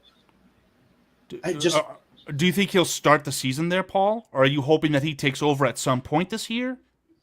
I think he may be good enough to take over at some point this year, yes. And I pray to God he is, because the 56th overall pick on your football team, just like how you guys said, pick 10, pick 39 have to start, same thing. The meat and potatoes, there shouldn't be any bullshit with your day 2 picks. I think that the best rosters in the NFL are comprised by the day 2 picks that they've retained, right? And we got 3 of them. We traded pick 41 for 2 more second-round picks. I just find this shit hilarious that the 10th overall tight end needs 2 years to fucking matter, but the fucking 56th. We haven't even talked about the future projections on him. Left tackle by fucking week 3. Get the fuck out of here. Anyway, that's fine. No, that's fine. I'm just appreciating the moving goalposts here because I'm trying to be fucking absolutely. I love it. Call him out. Yeah. Next time we go to Johnny's Beef, I'm gonna move the table as you try and sit down, and I'll be like, "I'm moving the goalpost." Eat my fucking beef off my own lap, you psychopath. You're like fucking off my own dick. No, this is ridiculous, man. Like Ozzy Trapillo. Here's best case scenario. The guy just like is. I like him a lot. He's 6'8", 320 or whatever. Like he's a mammoth of a man, and he just needs to fucking run forward. Like, Braxton Jones' best case scenario is that don't let him start, don't let him touch the field, because I feel like his mystery is the best trade value right now. Like there's a team who's going to need a left tackle in like by week 4, and don't let anybody see him on the field a little bit injured. And just fucking trade him for like a 5th or a 4th round pick, like whatever the fuck a left tackle can bring you nowadays. You'll still break even at the very least with Braxton Jones, and then apparently they love Kieran Emagaje, and then it's fine, right? But like worst case scenario is you're saying Ozzy Trapillo is a backup right tackle at 2nd round. I'm fucking cool with that for a rookie year left tackle in the 2nd round. For where he got drafted. Career. Okay. No, Okay. Of course Okay. not. That's Okay. not Okay. okay for his rookie Oh, year. I almost lost it, but okay. But Tristan Wirfs started at right tackle and then became a franchise left tackle. Like we're not talking about the same thing. And Tristan Wirfs is like a top 10 pick. Like if Ozzy Trapillo is a swing tackle his rookie year and then starts left tackle next year, that's not the worst case scenario for a 56th overall pick. Sure. Also, in a left tackle class where everybody was telling me that the 5th left tackle would have been a 5th round pick last year. So, like, what are we fucking talking about here? All of a sudden, Ozzy Trapillo at 56 needs to be a fucking top 10 left tackle franchise starter for 10 years, where Kelvin Banks Jr. didn't deserve a fucking 3rd round grade. No, he just needs to be better than Braxton Jones. That's what I'm saying. So that's what's fucking crazy about these moving of the goalpost shit with Ozzy Trapillo, because nobody who is a Bears fan was watching the fucking draft, saw Boston College Ozzy Trapillo, and was like, I know exactly who the fuck that guy is. Nobody knew who the fuck that guy was. They were worried about the first 5 or 6 left and right tackles drafted. None of them got taken by the Bears. They take Ozzy Trapillo, and now he's the best overall pick. And this happens every year. There's a left tackle, there's a right tackle, there's a position player in the 2nd or 3rd round pick that ends up being the best at their position each draft. That's not weird. The same way that Luther Burden could end up not playing a fucking snap in the NFL. I'm not saying that's going to happen, but this happens to every team. This happens to one team every year, dude. It's just going to happen to every team. One team gets fucked on some level. One team strikes gold with a fucking 5th or 6th tackle taken in the draft. But, like, that's fine. But I hope Josh Simmons' little kneecap is fucked beyond repair. Exactly. That's what I'm talking about. That would be the cherry on the top to end that dynasty. I would love That's what I'm talking about. It's like there's every year. Why does it have to happen to the Bears? There's a Chiefs who take Josh Simmons and he never touches the field the rest of his career. And there's a team like the Bears who might take fucking Ozzy Trapillo in the fucking 56th pick, and they're like, holy shit, not only was this the best left tackle in the draft, He was the best left tackle in the last 5 drafts. Wow, what a fucking Hall of Famer. Unlikely, highly unlikely, but like if we don't, Karl, if he's a backup right tackle in the second round of this year's left tackle draft, yeah, that's actually pretty fucking good. If he's like a backup left and right tackle, swing tackle for 10 years on the Bears, that's actually pretty good in a left tackle draft that you yourself told me that fucking like Kelvin Banks Jr. would have not been taken in last year's 5th round. So what are you talking about? If he's not better than Braxton Jones, and let's say he's similar to Braxton Jones, you avoid cornering yourself financially and having to pay Braxton Jones. That is my problem. Least. If Braxton Jones starts the season as the left tackle, he plays good, and you're forced to retain him, and Ozzie Trapillo is locked behind your 2 tackles for his career, I have a huge issue with that. No, I think you're moving on from Braxton Jones next year, no matter what. Good. Okay, if that's the outcome, I'm okay with it. And that's what's going to happen. That's why best case scenario, Ozzie Trapillo is so fucking unignorable that he starts at left tackle all season and never gives up the job. And never gives it up. That's best case. Yeah. Worst case is he's a fucking that would be swing a tackle. home run pick. He's a swing tackle that probably starts 8 fucking games anyway, because in this league, Braxton Jones is not starting 16 fucking games, and neither 17. is goddamn. And 17, what was this Braxton Jones injury? It wasn't something gnarly. No, but I don't think Braxton Jones is getting better anytime soon. Leg. Right? So fractured fibula. He didn't tear his Achilles or tear his knee. It was a broken bone. But Braxton Jones is not expected to even participate in training camp. He's expected to miss the first few games of the season. That's the expectation. If he starts week 1 of the NFL season, he's ahead of diagnosis, whatever. So that's why it does matter. Kieran Amagaje is a fucking bum as of right now. We don't know what he's doing in training camp and how he's progressing. That's a massive issue. That. Right, that's fine, whatever. But Ozzie Trapillo, at very worst, is probably starting your week 1, week 2 at left tackle. So that's swing tackle in the second round at 56 is a pretty fucking good move, because he's probably playing 8 games, because Darnell Wright wasn't healthy all year last year. Braxton Jones wasn't healthy. We had both our tackles out at a time. I know for a fact that the Bears at one point had 3 starters on their offensive line who were the preseason third string.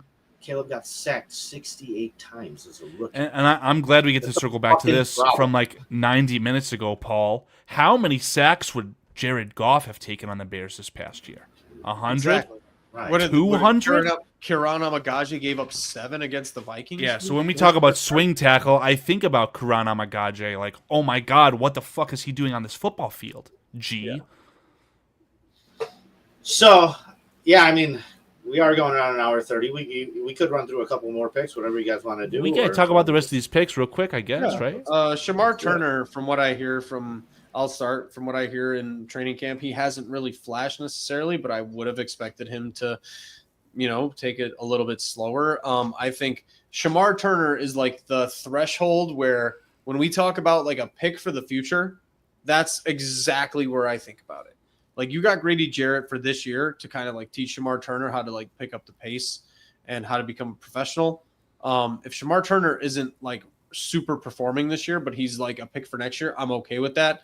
I'll give it an overall thumbs up, because you got a 3 tech, and you're probably going to be moving Javon Dexter over to a 1 tech or a 5 tech. And so it is what it is, but I'm okay with Shamar Turner. Yeah, I'm okay with it too. To me, he's just another body. It's a position filler that you expect to be at average, right? I don't expect for Shamar Turner to go out and change the defensive line around. At this point, he's just kind of there as a filler. You need that position. The expectations aren't too high from him. Therefore, the value that you spent on him is probably, potentially reached. He just has to not fail at the end of the day, right? Yeah. So, like I said, I would have much rather had these 2 positions be picked with our first 2 picks, just because of the impact that they could potentially make. But I mean, I don't know. We didn't do that. So yeah, I don't know. What do you think of Shamar Turner, Kyle? The difference between Trapillo and Burden is only like 17 positions, right?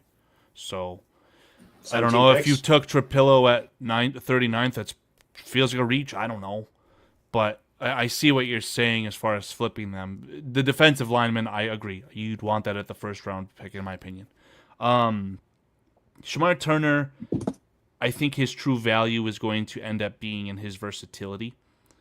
Maybe he's a jack of all trades guy who's never a Pro Bowler at any one position, but he had his best season at A&M on the edge. Then they retained some guys. They had Nick Scourton and Shamar Stewart on that same defensive line who were drafted around the same position, a lot higher maybe than Turner. And Turner said, okay, I'll put on the weight and I'll play inside. So if you get a selfless guy who's good at a lot of things and maybe not the greatest at everything, like Paul said, I think that's a very fair value for where you selected him. Where was I going with this? The key with Shamar Turner is to make sure that this coaching staff really drives home that the after the whistle shit stops. Because if we get a nice stop on 3rd down, 4th down, and then Shamar Turner kicks someone in the balls, I'll love it for a half second, I'll laugh, and then I'll break the fucking TV. That's the shit that loses you football games, and you cannot have that. And unfortunately, he was a bit notorious for that in college. But I believe in this coaching staff. I think they'll clean it up. I'd like to wrap up the Shamar Turner with Foster. Foster, great fucking question, as always, because Foster's the man. The difference between Shamar Turner and Javon Dexter. So Javon Dexter was a transitional player, moving positions, and openly taken as like, in Florida, he was a 5 tech. It was a scheme. To 3 tech. Yeah. That's what I'm saying. He was transitioning positions. So he was saying he was going from a 5 tech or a 1 tech, like a nose tackle, to a 3 tech and Eberflus. So it was like an expected 1 year kind of developmental thing.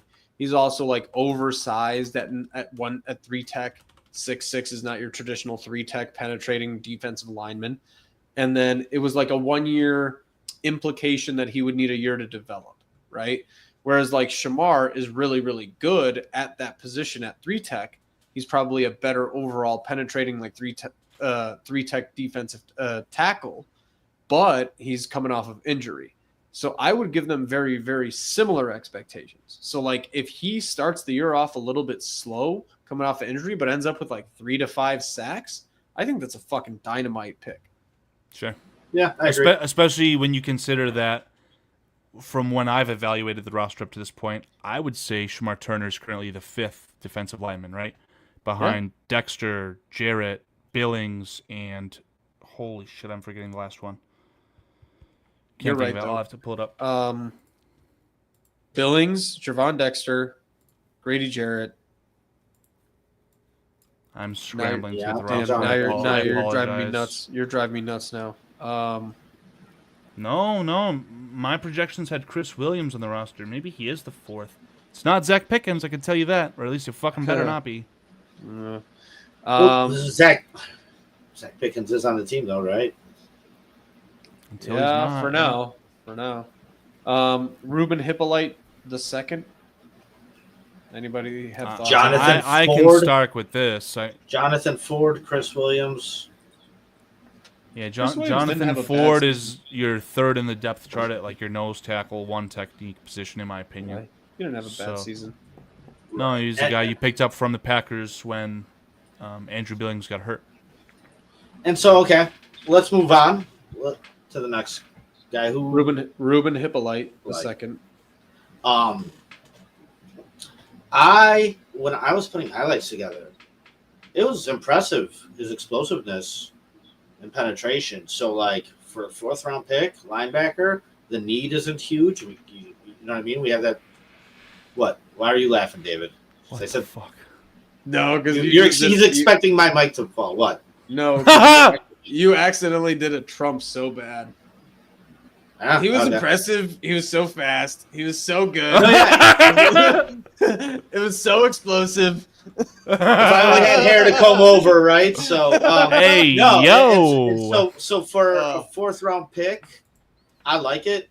Yeah.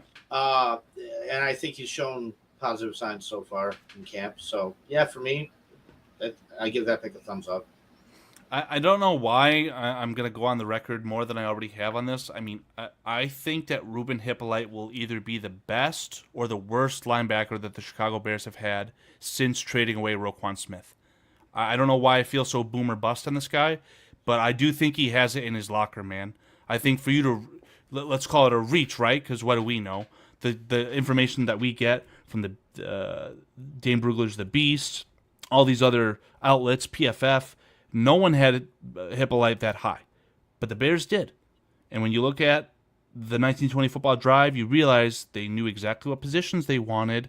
I do think that the Bears tried to really improve their running back room, and they decided not to go that route and instead drafted Hippolyte. So I don't know. I'm kind of very quietly excited for him, and I say that knowing that financially, the only outcome with Tremaine Edmonds after this year is to cut him. So you got to have a replacement, and if this is who that is, whether they do the old switcheroo, right? Put T.J. Edwards in the Urlacher role in the middle of the defense, put Hippolyte in the Lance Briggs role next year, could work out really, really good. You took the words out of my mouth, man. Like, this is where you get to do these these 1 year ahead plans, where you're talking about Cole Kmet being a cut candidate and saving some money. Like, this is where you make some money back. You cut Tremaine Edmonds, you let Ruben Hippolyte take over, and it's not that big a deal. Like, linebackers, if they're coached well, could probably, with physical ability, just play the position, excel at the position, or I don't know, like, you just won't see much of a drop-off between Tremaine Edmonds and Ruben Hippolyte. So, like, at a 4th-round pick, worst-case scenario, Ruben Hippolyte's out of the league in 3 years. I'm not that mad about it. But that's where, like, I can entertain that shit. Like, when you're talking about Cole Kmet being a cut candidate next year because Colson Loveland's taken his job, I'm like, all right, let's hold off on that. Let's see when it happens. But, yeah, I like the idea of Hippolyte just kind of being that speedy. I've been saying this since we got our defensive coordinator Dennis Allen. Like, somebody's got to fit that Demario Davis role. And I thought it was going to be T.J. Edwards, but I guess he just didn't think he was fast enough. And Ruben Hippolyte is fucking fast. And Demario Davis, man, like, he was just like a jack of all trades. He was blitzing, he was covering running backs, he was kind of like playing a little bit of that cover too. But he was really like aggressive and blitzing. And from what I've heard from like the insider Bears people, like Ruben Hippolyte, man, they just use him as a blitzer like almost exclusively. He's fucking aggressive. That's exactly how Roquan Smith started his career too. Not just a blitzer, but his first game after sitting out the entire training camp because of a contract dispute, he got a sack in Green Bay. I'll never forget that. So that's a valuable tool to have in your bag as a defensive coordinator or whatever you want to say. So I say we do it like this. Based off the remaining picks, who's your favorite? Or do you want to go through all of them one by one? I don't think they're going to take much time. Zay Frazier is a good because he's like 6'4". Yeah. He's going to fucking fit in with Al Harris because Al Harris loves those dudes. Exactly. He loves 6'4" dudes who are like one-on-one, body-on-body, man cover corners. Yeah. That's what's going to let Ruben Hippolyte play well. Zay Frazier was in college for like 6 years. He's not a young 21-year-old kid. Like, he could have some sort of immediate impact, whether that's special teams, maybe a cornerback goes down.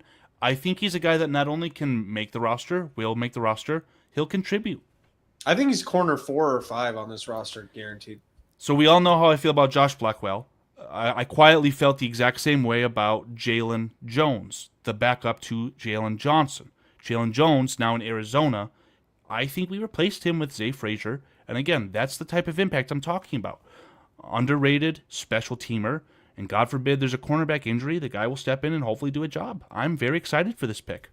Also, I don't think that cornerback room is like very solid right now. Like in terms of, it's a solid cornerback room, but I don't think it's. Carl thinks otherwise. No. I saw your Twitter, Carl. Don't look at it like what? I just don't think it's as locked performs in. At the peak. Like, the Bears could have the best secondary in the NFL. It's very possible. No. Okay, Carl, what would you put Tyreek Stevenson being on this roster week 1? Carl's lip twitched when I said no. I think Terrell Smith can win that job outright, and Terrell Smith could be a top 50 cornerback in the NFL, right? Yeah. I agree. Top He's 10 cornerback with 2 in the league. Al Harris, 6'2", 210. He's a good The fucking only reason Terrell Smith is not getting a shot is because of the draft position Injury. of Tyreek Stevenson. Injury, Hopefully, that's thrown out the fucking window, right? But that's what I'm If saying. we're ever So, going to talk what about is- training camp battles, cornerback 2 should be an outright battle. What are the chances Tyreek Stevenson is Fuck, on my this head's just went roster? down. Keep talking. What is the Paulie? I don't know. Like I'm back. I'm back. What are the He could be David. Tyreek Stevenson on this roster week It's a 1? lot. I put it at like 60%. It's above 50. I've got like 75, 80%. Yeah, If we're talking based about off the investment starting, you spent on him, you're gonna ride it out to give him every possible chance. And I know he's had Al ups, but Harris I can know right he's that had ship. downs, but he's had ups too. Like 4 Yeah. interceptions his So, rookie year. There's it's not that something I- there Al that you Harris might can be right able to that work ship. with still. And It's you not did that spend I- a second round Tyreek pick on him. So. Stevenson, but from the very moment, like you can go back on like the minute we drafted Tyreek Stevenson, I just looked at Paulie and I said, "This is not a man-to-man corner. This guy has no fucking hips. He can't turn. He's a cover 2 corner, which is not at all what Al Harris and Dennis Allen do. Like he is not a man-to-man corner. He's gonna get fucking torched in man-to-man coverage. But he's gonna start. I don't know. He is. I don't know. I'm not gonna say it like I wouldn't be have so some emphatic about inside that, Paul. I'm not. Okay, that's but fair. like, I just don't think Tyreek Stevenson is a. I think he's almost like fighting for his job. I'm not saying this like He is, but I think he's he is. gotta Starting fail this position. staff. He's got to fail this staff. They're still going to give him the opportunity. But he's about to go from like a clear number 2 starter, and I fucking love Tyreek Stevenson. Like I loved Tyreek Stevenson coming out. Like as in the first year and second year, when he was getting like torched his rookie year, I was like, he's not this bad. He's not this bad. Yeah, but then And he I got didn't think 4 he picks. It took Jalen Johnson how Exactly. long? He was really fucking good at first. But like he's just not a man-to-man corner. He's 6 foot even, 6'1" on a good day. He has terrible hips and fucking can't swivel on man-to-man coverage. He got torched on it every fucking play he could last year. And all Al Harris teaches is like man-to-man swivel hips and fucking Dennis Allen blitzes while his outside corners are 6'4" and get their hands up. And so like that's why when we're talking about Zay Frazier and like Josh Blackwell and all these guys who are really, really good at that, I just don't like Tyreek Stevenson being corner 4 on this team is not like a mind-blowing concept. No, it's not. No, it's not. So I it's hear like, so from him to go from I guess my starter percentage number is 2 higher than yours. I think 60% might be a little lower. I mean, I If you guess can I'm get a more at, 5th like, round pick for 75. Tyreek Stevenson and put him on a cover 2 team, I'd do it. I'd take a 4th for sure. I'd take a 5th. Yeah. So yeah, just a little difference in opinion. Yeah. I hope Karl, he can fix it. We're the best But he- secondary in the he really league. fucking went. What is Tyreek Stevenson worth on this team? He really fucked with my head last year after the failed Mary though, man. Like he really, really fucked. It's an No, issue. I don't. You can't Yeah, repeat Crim- that, period. I don't know, man. Like people talk about it No. like it's Madden and stuff. No. That's just not how it works, dude. Like there's Yeah, no, you're rough. there is a under 10% chance that Tyreek Stevenson can play safety. That's Yeah, a Madden. I'm not letting the guy that Madden, fucked the Hail Mary up be my No last fucking way. point of defense. Yeah. No chance. Yeah. There's next to no chance. It's under Yeah. 10, under 5. Like there's no way Tyreek Stevenson's playing safety. So okay, Um, next pick then. It's the guard, Luke right? Newman, I got nothing. Me neither. It's whatever. He's It's a a camp body. He's a camp body. Camp body, huh? It's a Okay. body. I don't know. So the Bears made how many draft picks, right? 5 on offense, 3 on defense. Is that what I'm looking at? 8 picks. You think the Bears roster is good enough to not have their draft picks make the roster? I think Luke Newman's a lock for this roster. Yeah, no, we need Probably. the body on the offensive line for sure. Yeah, he's a camp He's body. not just a So camp he's a body. body. I think he's your backup center. I think the kid Yes. has the potential to be your swing center, whatever the For made up me- term we want to make up, right? For Wait, me wait, to wait, wait, Consider wait. him successful. He's That's all he gonna has to be. supplant. He's gonna supplant Hall of Famer Ryan Bates. Ryan Bates has failed me. He's come out and he's failed me. We'll go public on that. I don't have don't Ryan wanna- Bates making I don't this wanna live in the 53-man world. roster. where fucking Ryan Bates isn't a Hall of Fame center, Carl. I've given up. He's failed me. I've got Doug Kramer and Bill Murray as guys who are probably going to make this roster over the. Not to say that they're better players than Ryan Bates, but financially speaking, cutting Ryan Bates probably allows you to have the exact amount of wiggle room you want for the season. And God forbid they trade for a running back, right? Day 3 pick for a starting running back. Kenneth Walker to nail Ryan Bates to a cross.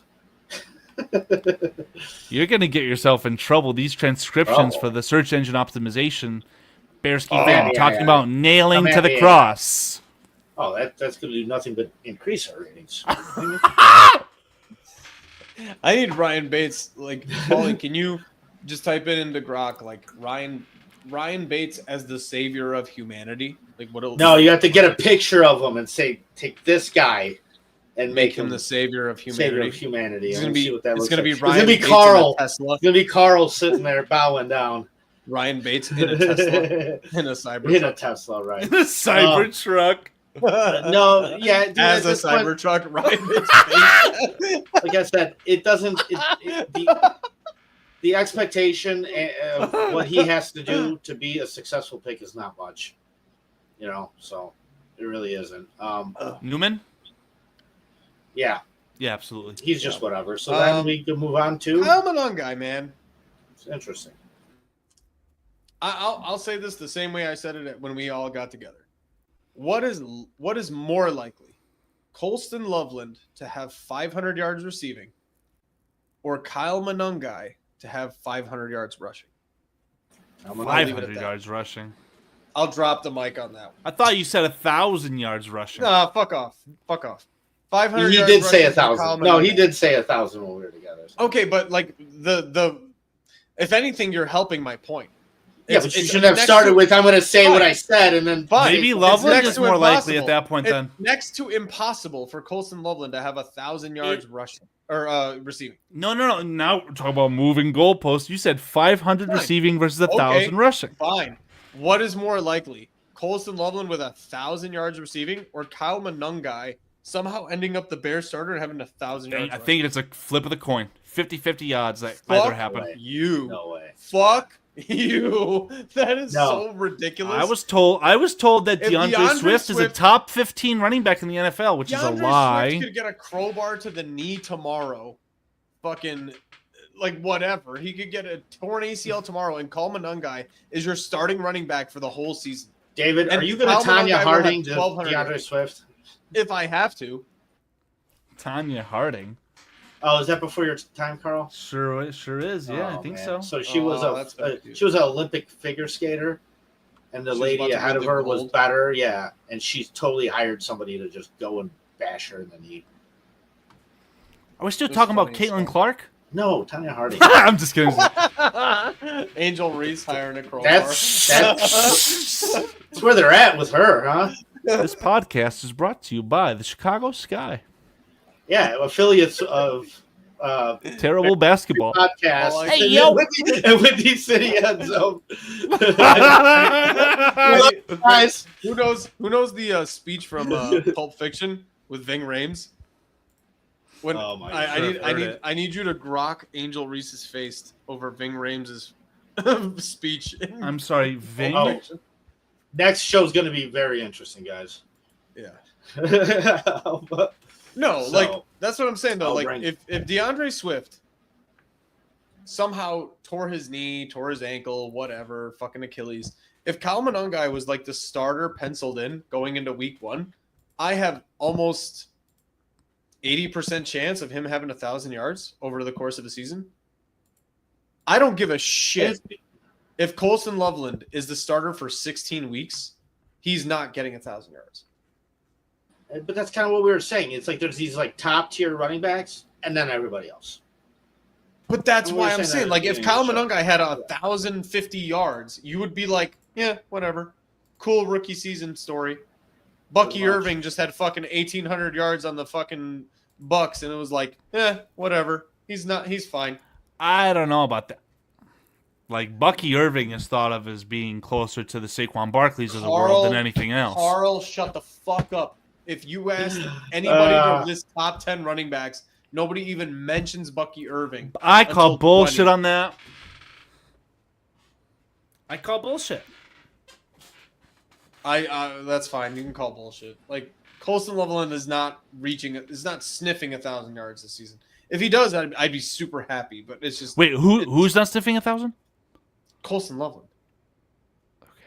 Okay. I mean, if Colston Loveland has impactful statistics, there's a huge issue with Cole Kmet. There's a huge issue. So Sure. I mean, that's fine. Like, that's a whole separate conversation. But, like, Kyle Monangai as a 7th-round pick is more In position and impact. in position, thank you, to impact this team than Colston Loveland is as a top 10. Yeah. Can that's we why agree you on gotta that? balance? That's why you got to balance need with the draft. It's why you have to. It's why we were talking about taking a running back higher, because you fucking need it. It's a position you really need. If Cole and you Kmet- waited until the 7th round. If Cole Yeah. Kmet's There were healthy, 24 running backs taken before Kyle Monangai. And he still might be able to make an impact.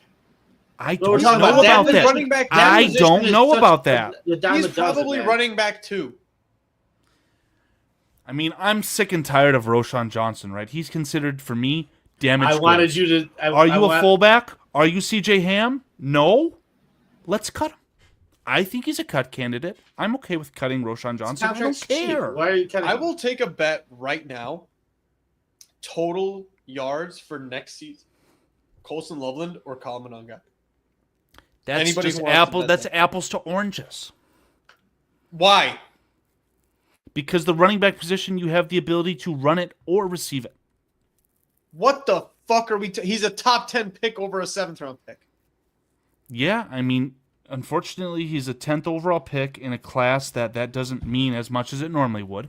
What about And touches? you've alone? got 4 other viable options. What about touches alone? A running back will always trump touches to someone That's- catching the football. That's why they're in position to make a bigger impact. Because here, I will take this bet get more opportunities. anytime you guys want. I just don't understand the context. It feels a little bit too specific for me, but what do I know? What do you mean? What do you mean? If we got Travion Henderson in the 2nd round and fucking Colston Loveland in the 1st round, Hey, what are you talking man, about? If we You'd drafted be like Kenneth Travion Grant, Henderson is fucking. if we 80% of drafted our running Kenneth back. Grant instead of Loveland, and we got the opportunity to draft Quinshawn Judkins instead of Luther Burden, I'm predicting 13 wins. So that's how much I think of those Holly, two unmute. players. Is it because of immediate impact? Yeah. So that's Oh, that's so it what you matters want. all of a sudden. Oh, who would've I'm thought? predicting the Bears to win 7 games. So you're saying a They kinda 7th round fucked running this back draft has up. more immediate impact than a fucking top 10 tight end? Who could It have depends. Thought? Who could You're have thought this an hour and 45 you're minutes drafting the after assets I said for the it? future.